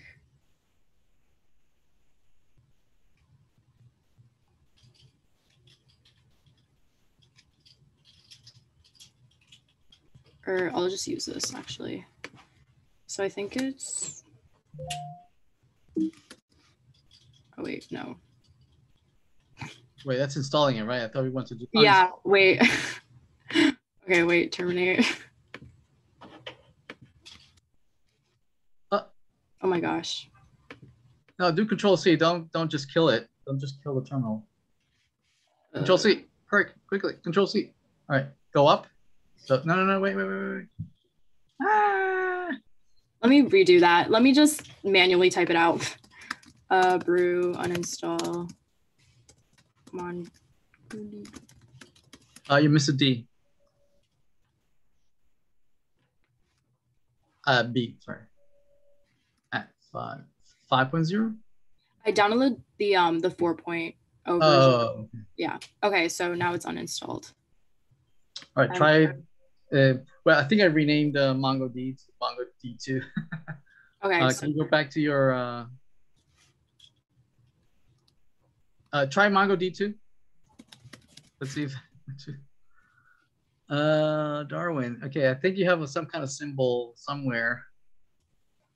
Yeah, I don't know how to fix this. Reference from blah blah blah blah blah. Expected MongoDB Mongo in user local blah blah blah blah blah blah or trap. Yeah, I'll need to research this. Okay. If anything, like, do you think I can use MySQL instead to do the homework? Oh, absolutely. Yeah, definitely. Okay. Okay, then I'll just use MySQL then if I still can't get Mongo to install. Sure. Okay, thank you so much. Yeah, actually, you're gonna demonstrate that later as well using MySQL. Okay, like later as in the next class? Yeah, I was hoping to do that Thursday. Okay, perfect. Okay, I'll go to that one. Okay, thank you. All right, bye. Bye.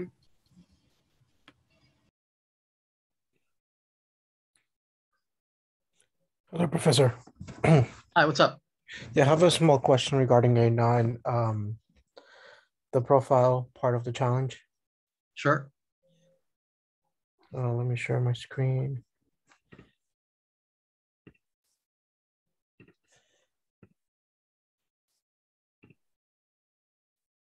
So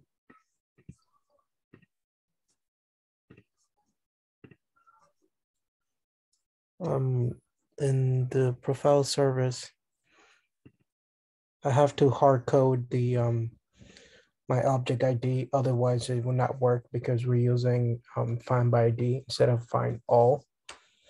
So I don't know if there's a way around it. Because I talked yeah, to my suggestion is that I believe you only have one profile in the database. Is that correct? Yes, one profile. Yeah. So if you do find all will return an array of all the profiles. And so what you could do is, since you know it's only one profile, you can always just by default just return the first one in that array, and just assume that's the only profile. So with that, you could ignore what the ID is, right? Because it's always going to be the same one, the only profile in there. The ID of the profile only makes sense if you have many profiles. So you want to distinguish between the profiles. Yeah. In instructions, go ahead. In instructions, just say to use find by ID. Yeah. Okay. Yeah, I know. And in general, if we had multiple profiles, that would make sense. But the alternative would be for you to have a a login where you identify yourself with a username and password, and then you know what the ID is. The other alternative is that you have a list of profiles at the very beginning of the application, where it lists all the profiles, and then you click the profile that you want to be. You want to be, and then that ID just follows you all along, right? Okay. So like the cookies. So what I suggested, I guess I'll make a post. I would just use find all. Yeah, or find one. Find one will also just return the very first one. Okay. All right. Thank you. Yeah. Hi, Professor. Can you please upload the lecture videos of the previous 2 weeks? I didn't find it on the YouTube channel. Yeah, I'll do that right after I drop off. Yeah. Cool. Thank you. Hi, Professor. I just had a quick question about assignment 9. Okay. Are we supposed to push it to Netlify? So when I pushed it, my assignment 7 and 8 broke. Yeah, exactly, because it's trying to connect to a database that's not there. Okay, so do I? Yeah, it's not your fault. It would be expected for it to break because it's trying to connect to a Mongo database that's not there. Anyway, you could revert to the previous one. I can try. Or at least what you could do, whatever you push to the server, to the Netlify, just skip over the part where you connect to the database. That's it. Okay. Yeah, thank so you. at least the previous assignments will still work. Yeah, because I didn't realize that until after I checked on Netlify, and I was like, yeah. Okay, thank you. But if it's broken, it's not your fault. The TAs are just gonna pull down your code and recreate it locally on their machines, and they're just not gonna use the Netlify to grade it. Okay, I might just email my TA or meet with him or something, explain the situation if I can't get it to the older version. Yes. Okay, thank you so much. Sure. Professor, for project, what are the requirements for hosting the DB, local DB? Yeah, so the application needs to fully run remotely, and that's what I'm going to demonstrate in my next lecture. Deploying this on a remote database, so that the whole thing is hosted in an online. And one more online. Yeah. So one more thing for assignment 9, I had a chat with my TA, and he said that what we can do is basically show a demo probably on a call. So I hope that is fine. So I have uploaded the Git repos, both Node and React.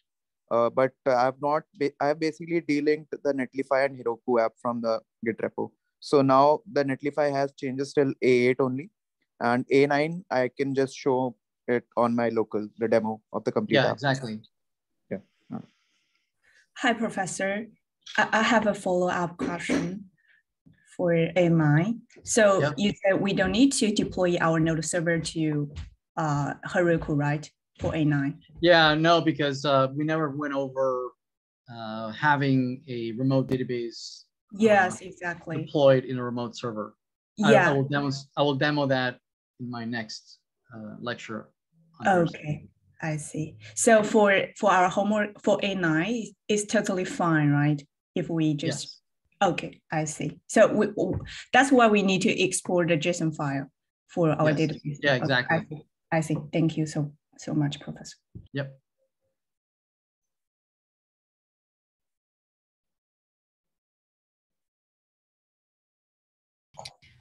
Professor, super quickly, I'm so sorry. Is it okay if I get like a couple more days to finish assignment 9 since I'm like converting to using MySQL instead of Mongo? Sure. Yes. Okay, thank you. Can you send a private message to the TAs and explain that? Yeah, sure. Yeah, of course. Thank you.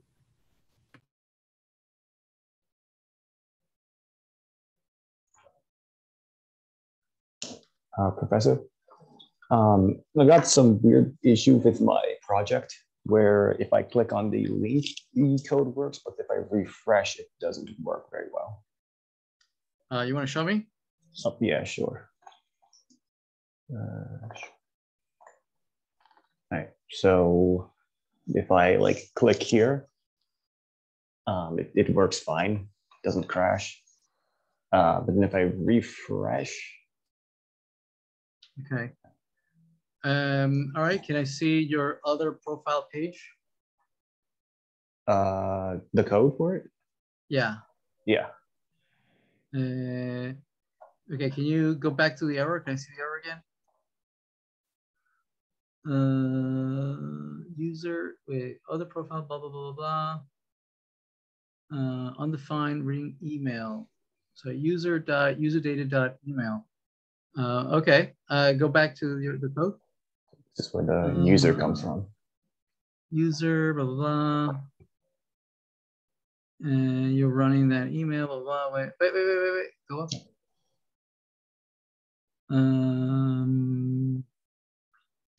Okay. Console params. I don't think params is being used anywhere. Can you wait a minute? Can you comment out? Can you comment out 16 and 17? Hey, can you refresh your screen? Refresh. Yep. Okay. Wait, it doesn't seem that it. Oh, 48, 49. Can you go back to 48, 49? Can you comment out 48, 49? Go back and refresh. You have this issue. All right. Yeah. Okay. So go to line 60. Yeah. Go there. All right. So let's put a guard around this. This? No. Let's put a. Scroll down a little bit. Okay. So all right. So around on line 59. Mm-hmm. Actually, wait. So on line 58. Line 58. Okay. All right. So put if. And then on user data, not user, return null. Okay, now refresh your screen. All right, go back to your code. Then say go to line 58. So user or not user dot user data. Okay, now refresh the screen. There we go. Hmm. Yeah, there's a moment where it doesn't have the data yet to the server, and it tries to render it, and it's null. But then at some point, it does get the data from the server, and then it has it. So there's a is it a race condition? Yeah, a race condition, and you only see them when the timing is off, and they're very hard to debug. There's extremely hard to debug. But you know, sometimes it works, sometimes it doesn't. So the very best thing to do is just to guard against them. Just says, you know, and identify where the edge cases are. And your edge cases is those two variables. Is this always the way to guard against race conditions? Yeah, you should always guard against data not being defined, or give it some default value, or or as easily just say, you know, if it's not defined, just don't render anything. Okay, all right. I guess the last question I had is, how come the race condition occurred when we clicked on, or it didn't occur when we clicked on the link, but it occurred when we refreshed? It kind of seems like there shouldn't be any particular reason for that to occur. So my guess is when you're coming from the parameters, you do have some kind of default value, whereas the other one you're going out to the server. I'm not quite sure. I would need to see the network connection, see what's happening, the order in which things happen. I don't know. All right, I see. All right, that answers my question. Thanks. All right, good luck. Hi, Professor. Just a very quick question. So for quiz 7, we need a passcode, right? I believe there's a passcode. I will make it available for 24 hours, the quiz. So, you know, and then I'll give out the passcode, and you'll just have to find 24-hour, you know, half hour within those 24 hours to take the quiz. Okay. Thank you. Sure. Hi, Professor. Could you please post the information, update about the quiz, like when you want to, when you decided to release the quiz? Could you please make a post? Of course, I'll make a post and say when it's available. Of course. Yes. Thank you.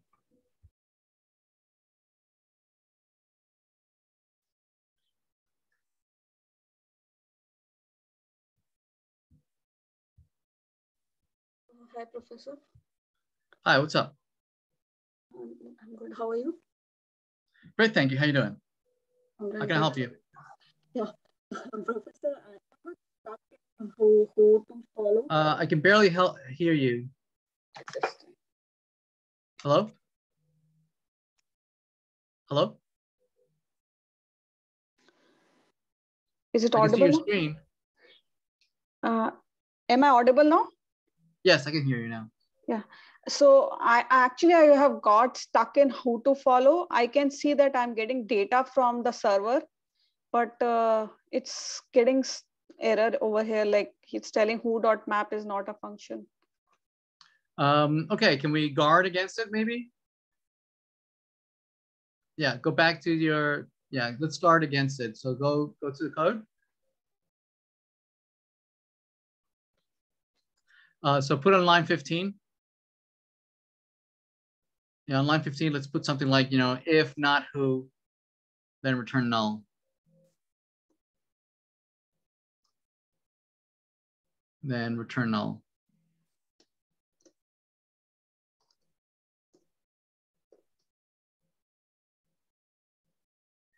Yeah, go back and refresh the screen.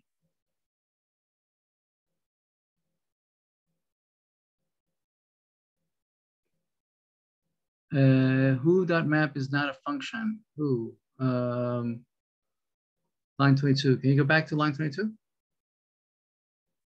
Line 22. Wait, did it refresh? Sorry. Wait, go back to the error. Your return is on line 20. Go back to the code. Go back to your code. Return is on line 20. Who? If not who. So wait, so you do have who. Are you loading it? Go up. Where are you getting who? No. Go back to your code. Where are you getting who?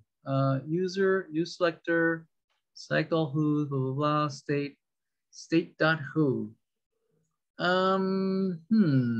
Interesting.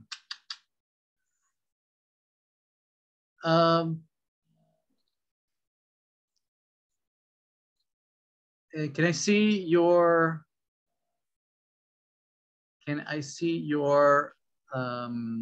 reducers? Where do you put them all together? No. Where do you have your combined reducers? Okay.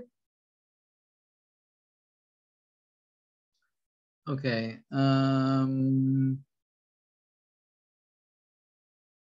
State that who. All right, go back to the code where you were just seconds ago. Let's try something. So line 7, put at the end where it says who. It says put a dot who after that. All right, go back and render your screen. There we go. But it's not displaying anything. Okay.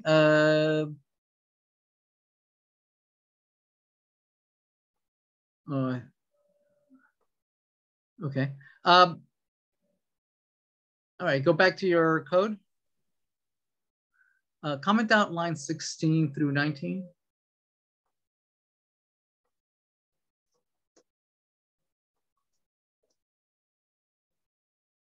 Go back to the screen, refresh your screen. Oh, okay. So, all right. So we do need it. We do need it. Go back. All right. Can you wrap 21 through 20 to 32 in an outer div? Yeah, put a div there and then close it on line 33. Yeah, move that to the end of line 33. Yeah. Okay, now put on line 20 a new line. Let's render the JSON here. So curly brackets, JSON, no, curly bracket, JSON dot stringify who. All right, go back to the screen. Maybe you're not importing it, maybe. Where is it? Where's it being rendered? Are we sure we're in the right place? Yeah. Who imports this? It's coming from here. Get all who's. No. This who to follow list. Who imports this? Okay. Who to follow? Explore screen. Explore. Okay. All right. Who to follow list. Okay. Above line 16. So go to line 16. At the end of line 16. Okay. Put something. Whatever. Just say hello. No. Just the word hello. No pointy brackets. Just hello. Now go back to the screen. Go up. Okay, we are there. Interesting. Okay. Go back to your code. I just want to make sure we're in the right place. All right, remove that hello. Let's go back to that. Wait. Do on line 17. Do control click on the who to follow. All right, go scroll. Okay, we are in the right place. Interesting. Okay, line 20. Let's put something in there. Line 20, new line. Put whatever. Put some text there. It doesn't matter. All right, go back and render the screen. Interesting. Oh, see, it flashed for a second. Yeah. It flashed. So my guess is that you are setting the who to be null at some point, somewhere. You're setting it to be null. What are you doing? Let me see. Who map, who blah, blah, blah. Who to follow. Go up, scroll up. State, who. Somewhere you are filtering dispatch, use dispatch. Are you using dispatch for anything? Yeah, for here. Okay, I'm betting that get all who's is clearing it somehow. Get all who's goes to who's, goes to the dispatch.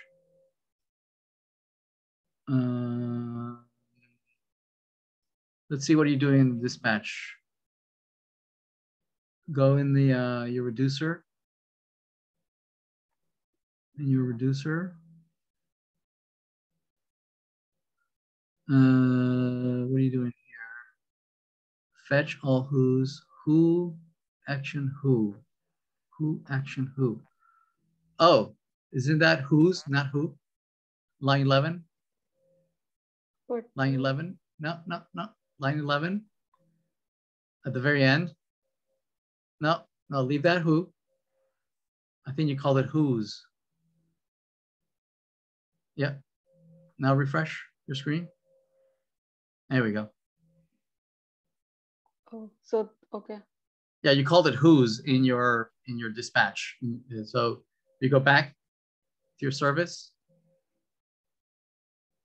See, you called it who's on line 13. Okay. Oh. Yeah. And yeah, so that extra S was screwing you up. Yeah. And Professor, I have a question like for profile by ID. Yeah. Since there is, we don't know what will be the ID of the profile since there is only one profile. So what I have done is I have used instead of I use find one since there is only one record. So yeah, is exactly. It fine? Yep. Yeah, that's fine. Fine. And Professor, when I'm uploading this code, it's I mean it's failing since it doesn't have because it's taking reference from the local DB. So Heroku thing is not working. Yeah, I know. So yeah, it breaks the Netlify because you don't have a remote database. Yes. So I mean that's fine. That's fine. We'll fix that. Okay. And Professor, like in Twitter service, it was being mentioned like we have to use API /dot value. So is it fine if I use instead of that REST? I'm sorry, what do you mean? Just a minute, I'll show you.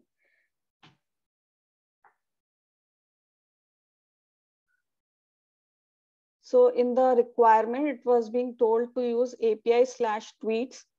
But since it is using assignment 8 also was using, so I have used for the new one REST/suites. Oh yeah, so sure. Is it fine? Yeah, that's fine. Yeah, absolutely. Okay.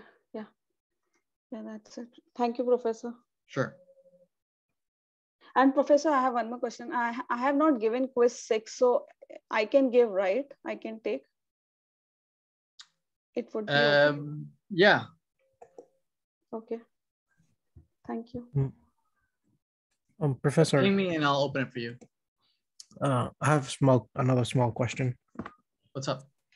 Yeah, so when I try to use find, for some reason now even though it's fetching the data correctly, when I try to render it says it's undefined. Yeah, see it's an array. Yes. You might need to unwrap it from that array. So that from the database or from the server, wherever it is, just return the first elements. So sub-0. So do the find, right? And when you have the array, just return the first element in that array. Okay, so that would be in the back end. Yeah. So see where it says profile line 6? Yes. Line 6 is this profile, then that is actually an array. So just on no, not there. It would be at the end. Yeah, right there. Yep. Okay. Well, that's weird because that didn't happen with the tweets. The tweets that rendered finally without having. Yeah, well, the tweet you might be retrieving a find by ID or find one, which unwraps it for you. No, in the tweet I'm using find all, like just find that returns all the objects. Right. So that means that you're treating it as an array all the time, whereas over here you're treating it as an object. Oh, okay. I see. Let's see.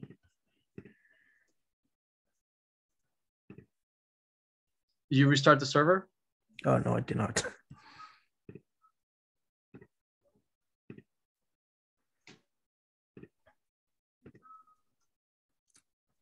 Thank you. Sure. Hi, Professor. I have a question regarding to the project. So sure, what's up? Let me share my screen. So what I'm doing right now is I don't use the MongoDB right now. So this is the provide.json. So inside the JSON file, what I'm doing is currently I'm showing all the movies on my profile. And when I click the like button, then the specific movie will be added to the favorite movies list. Okay. But right now it's a fail to compile. I don't know why it was normal before. So this is what I write to the movie service right here. So this is the like movie. So what I'm doing, I don't know whether it's right. So if it's liked, if it's like equal to true, then the profile favorites, because I have the number here, will be like -1, and I will push this movie to the favorite movies list. Profile, favorite movies, push movie. And what's the error that you're getting? It's not failed to compile. And this is the backend. I can show you the front end. No, wait. Oh, okay. So localhost 3000, is that your server? Yes. And unexpected token, comma, blah, blah, blah, blah, blah, blah. So wait, but that, it looks like it's, wait, it says H5. So that sounds like it's a front end, not the back end. Yeah, it's front end. It's right here. So I don't know why it doesn't. How are you testing the back end? How do you know it's broken? I mean, how do you testing whether it's no, it's not. It's not the case. I just want to like told you what's it's like. So I show you the backend first. Yeah. So what I would do is I would put breakpoints there in line 19 and line 20, 21. Yeah, with break, and then run this debug mode. And then step through it and see what is it that it doesn't like. And verify that at the end of line 34, right, make sure that the list of movies is what I expected it to be. So I would put breakpoints all over the place and just step through this and says, okay, is it increasing the likes? Is it increasing the favorites? Is it pushing it to the right array? And you know, each through steps, see if it's the data structure that I want. So I would put a line. I would definitely start with putting a breakpoint in line 34 and check to see if the movies, the resulting movies array is what I expect it to be. So I would put a breakpoint in line 19 and a breakpoint in line 34 and check before and after. And see, look at the movie array before and the movies array after and see if this is what I expect. Yeah, when you talk about the tweet, the like button, you create a property called like tweet.liked, but it's not there actually in the file. I mean in the object. So like I don't know. If it doesn't exist, it'll break. So you like but you it did works well before. with the tweet, right? Yeah, no. But if you go back here on the server, like for instance, see what you're doing in line 24, adding a square bracket. That's how you create new fields. So if you didn't have a light field or whatever, you can create it by using that square bracket. Okay. So are you saying that there's some fields here that doesn't exist? It shows correct right here, but like on the front end, it shows like this, saying that unresolved variable. Well, it might not be that light is not defined. It might be that just movie is not defined, right? And then you might need to put a. No, I passed the movie parameter right here. So this is the movie list item.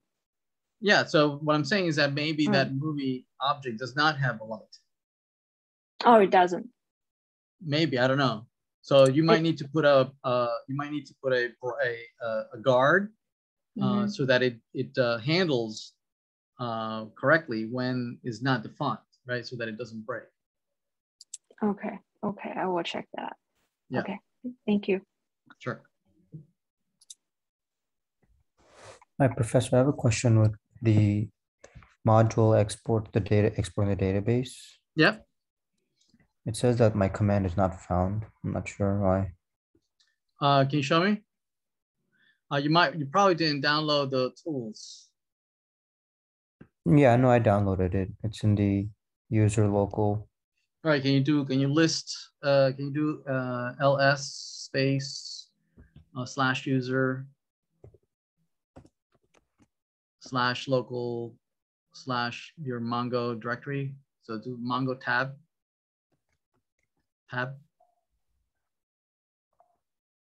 Do another tab. So you have okay. So you have the tools. So say dash database. Yeah, that's the one I just downloaded. Okay. So is the bin directory of that in your path? Yeah. Right. Is this your bash profile? Yeah. Okay. Mac OS. Did you restart your server? I mean your machine? No, are we supposed to? Yes. Oh, okay. But that's fine. We can fix it here probably. Yeah. Can you? This is by phone. Okay. Go back to your terminal. Go back to there. Okay. Are you? This is your home directory. Yeah. Okay. Do source space .bash profile. Enter. And now try Mongo export, blah, blah, blah. Just type Mongo export, see. Yeah, go ahead. There we go. Oh, okay. Okay, thank you. Yeah, that's the same as restarting your machine. Oh, okay. Okay, got it. Yep. Thank you. Okay.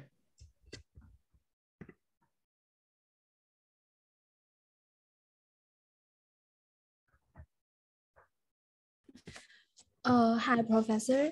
Hi, what's up? I'm lab students lit a cup of water on my laptop and the yeah. Sorry. And that laptop couldn't work right now, so I need to set up again. And I couldn't go to the Piazza on this laptop. I don't know why. What do you mean you couldn't go to Piazza? The Piazza doesn't show anything. I could open the browser. Would you mind me share my screen? But you don't have a laptop, no? I have a new laptop, but it's not set up. It doesn't set up. Okay. I mean, just let the TAs know you'll need some more time to set up your environment again, and we'll cut you some slack, and just keep us up to date. that you're making progress and that you're working towards, fixing your laptop. Yeah, don't worry about it. Just keep us up to date. Let send a private message to the instructors so that we can all know that you are working on it. But I couldn't go to Piazza. I don't know why. It says Piazza setup. No, you should be able to log in with your NUID. NUID. Actually, I log in. It says invalid token. Yeah, I don't know how to fix Piazza. At some point, you were able to log into Piazza, no? But Professor, I need to set up the IntelliJ. Right, I understand. Yeah. So you might not. Well, I mean, can you go to Canvas, because Canvas? Can you log into Canvas? Because yeah. if you log into Canvas, there's a link there to the Piazza. Yeah, I know it's a link to the Piazza, but it couldn't work. All right, can you show me? Sure.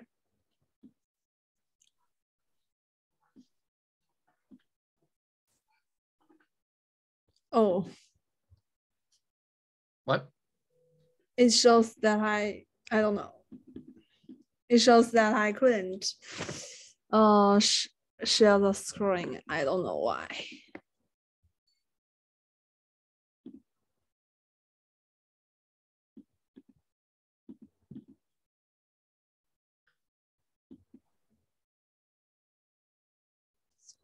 You can't share? No, actually. All right, why don't you work on that for a second? Let me help someone else. Okay. Hi, I have a question on something I'm working on for the project. Yeah, go ahead.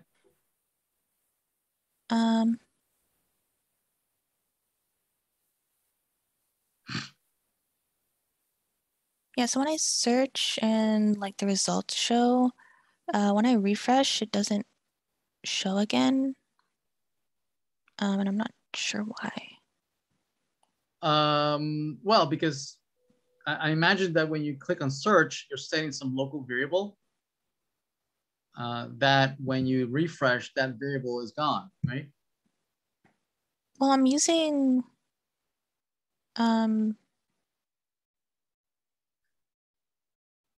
this. I'm getting it through this. Yeah, I know. What I mean is that when you click on search, right? So it's show me again. When you click on search.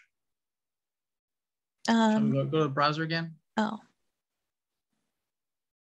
So when you click on search, my guess is that you are setting some variable, whatever variable it is, and then you're doing your fetch based on that variable.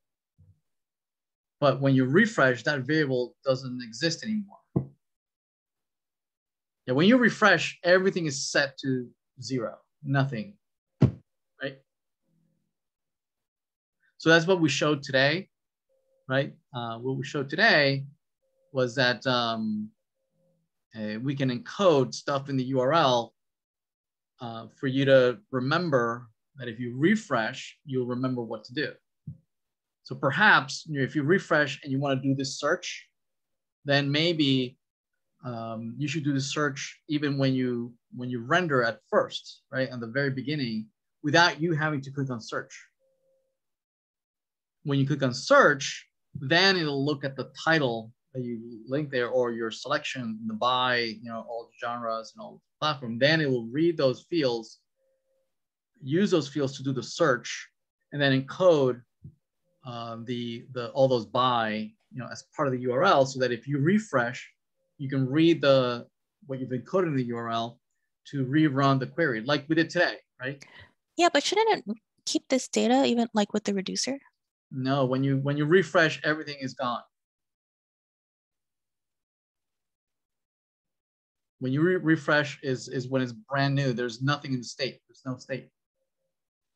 Well, it's whatever default state you set. Okay. Yep. So that's why we're teaching today. That's what we covered today, right? The only way to survive a refresh is to encode something in the URL and then use that as a mechanism to reload whatever it is to recreate the state, right? We use a search term, right, for the movie, right? Otherwise, it would just use whatever defaults. Remember we use Batman as the default.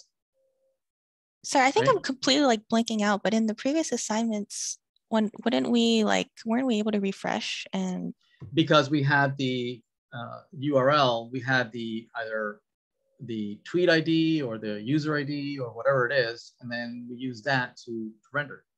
Okay. Okay. Yep. Yeah, but for you, notice it's always /search. You're Right. not encoding anything there. Okay. And that's exactly what we covered today, right? Yeah. We were able to navigate to a details movie today, remember? And when we refreshed, right, it would show the same details because we had the IMDb as part of the URL, and we were able to, fetch the information and recreate the page. But then when we went back, right, there was nothing that it remembered that you came from having searched the Batman or Avatar or whatever. So it went back to whatever default you had, which was Batman, right? So there's no remembering unless you encode something in the URL. What about like when we would like work with tweets? We would create a new tweet. Yep. Wasn't that using the same URL? And when you refresh, it would show the new tweet. Then you were storing in some database or something. I don't know. Okay. Yeah, it was storing either in the server with where you pushed a new tweet into the tweets array, and then when you refresh, you were going back to the server, fetching the new array, which included the tweet you just created, right? And then you were rendering that. So you were using the server to maintain that state. Okay. Yeah. Yeah. Okay. And then also for the our key that we're using for API. Okay. Like currently I just have that in the code, but should that be like an environment variable or something? Ideally, all these keys would be opaque and nobody would see these API keys. So ideally, these would only exist on the server side so that these API keys are not visible to anybody, only to the server side. But I mean, yeah, we never talked about security or anything like that or privacy. Okay. But yeah, ideally, this would be on the server side, and this would be some environment variable that would be loaded dynamically. Okay. Yep. Okay. All right. Thank you so much. All right. Bye. I have a quick question with the Mongo exports. So where is the get exported to? Like where do I find that file once I do the export? It should be in the local file where you ran the command. So like in the file where I have the database, or wherever you ran the export command on that directory. If you ran it in the home directory, then that's where it would be generated. Okay. So thank you. Yeah. What was that lady that was asking me questions? Is that you, Lu Wang? Yeah, Professor, I could share my screen right now. Okay. Okay. Oh, it's the Piazza. Can you see my screen? Yeah, I see that. Yeah, it says invalid token. Can you remove /class and just go to piazza.com? No. Go back to that file, that screen. Okay. Can I control? Sure.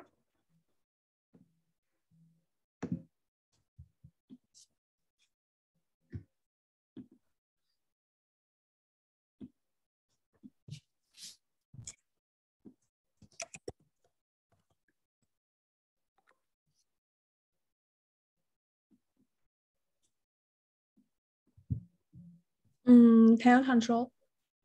Yeah. Can you bring up Chrome? Bring home.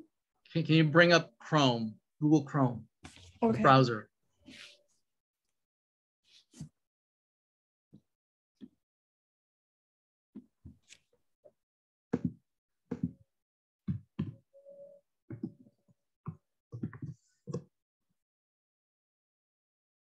Okay, can you log in?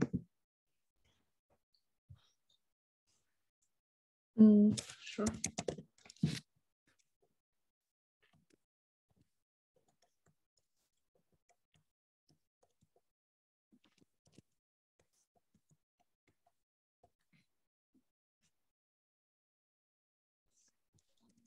Okay.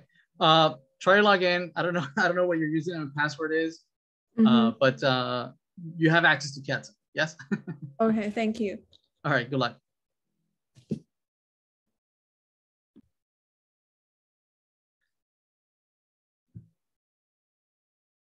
Anyone else? Hi, Professor. Hi. What's up? Is it my turn? Sure. What's up?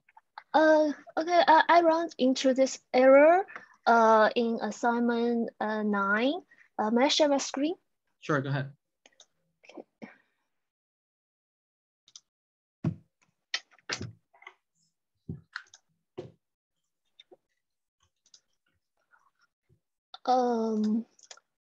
The problem is just wait a moment. Let me move this. At first, in the practice part, my the Twitter is fine. The movie functions is fine. But when I added the build part, the tweet part, suddenly the movies just did not show anything like that. It seems like it doesn't get from the database, and now the local host it doesn't show anything either. And after I implemented the build part, I didn't change anything in the practice part. But Okay, can you demonstrate it? Can you show me what's going on? Show it to me. Yeah, it's like when the local host doesn't show, and the movies it doesn't show anything either. Even if in my terminal, when I try to see if they're yeah, can you try running npm start? Can you see that? npm start in okay.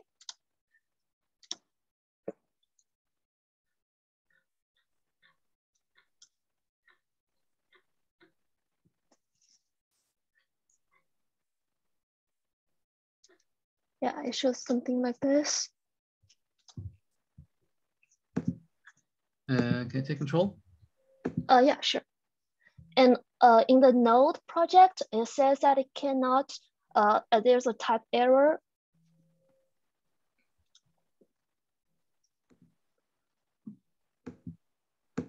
And says the body is undefined. I think it doesn't recognize the request.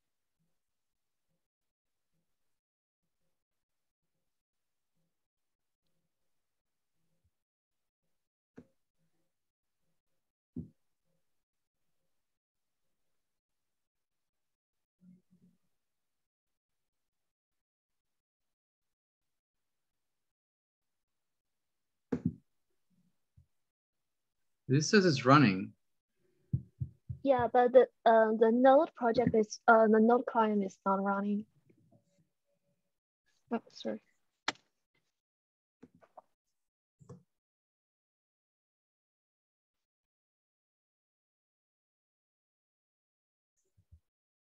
Okay, so it is running.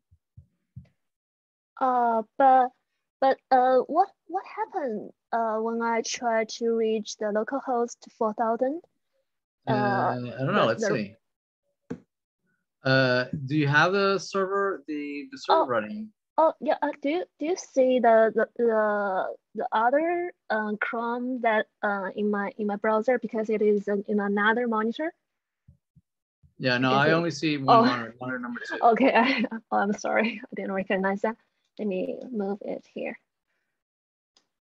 Yeah. Yeah. So, all right. So you're okay. Can you start the server? Where's the other project with the server? You mean the node? Yeah. Where's your node server? Here, just let me see. It's this one, no?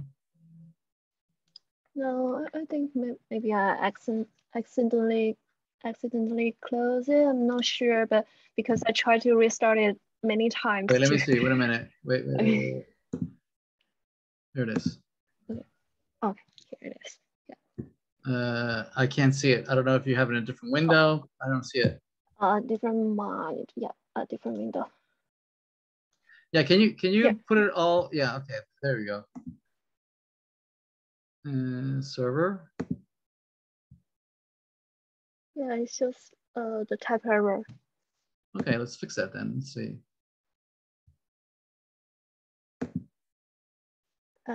Tweet service. Where's that? Tweet service.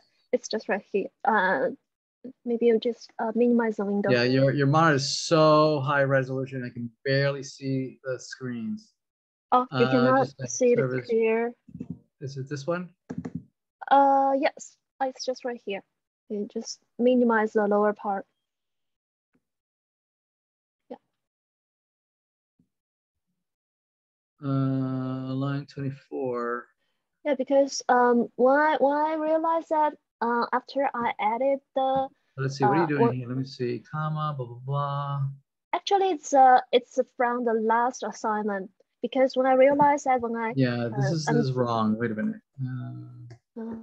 This syntax is wrong. This doesn't go here. Sorry. Because I just copied my last assignment to here, but it doesn't report any error in the last assignment. So wait, you're doing ID, blah, blah, blah. Request, body. Oh no, it's okay. Mm-hmm. So what is it saying?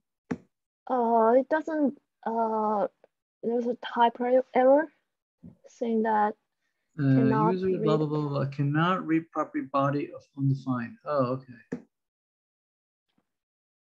And when I try to modify it to the server version, okay, so let's comment that out for now. Mm-hmm. I mean, we want to get this running first. Okay.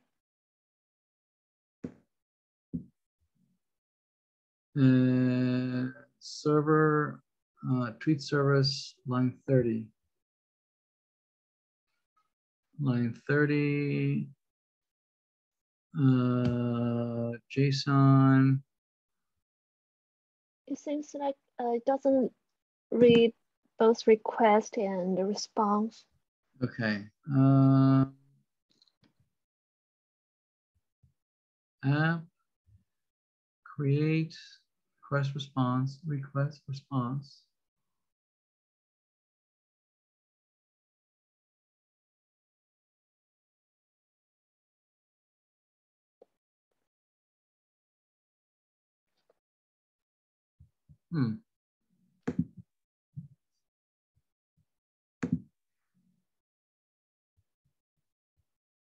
a callback function. Route, express, blah, blah, blah, blah. Wait, what the heck's going on? Mongoose, express, body parser, app use, Twitter service, app,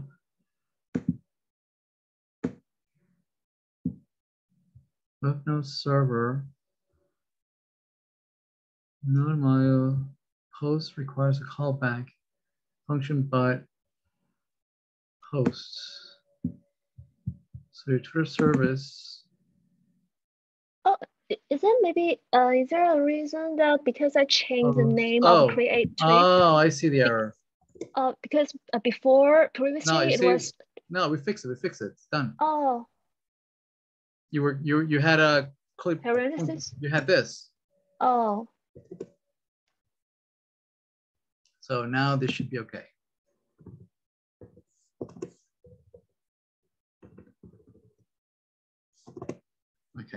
See that? Now we should be able to run it. There we go. It's running. Oh, yeah. Okay. Let me see if it's. I don't know how to make this small. Okay. Let me do that.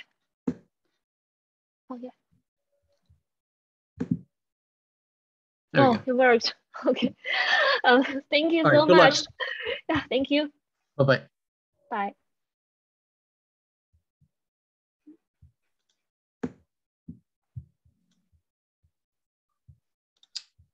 All right. All right. Anyone else?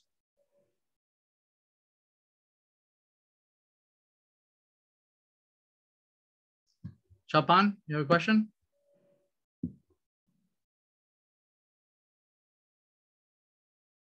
Chapan?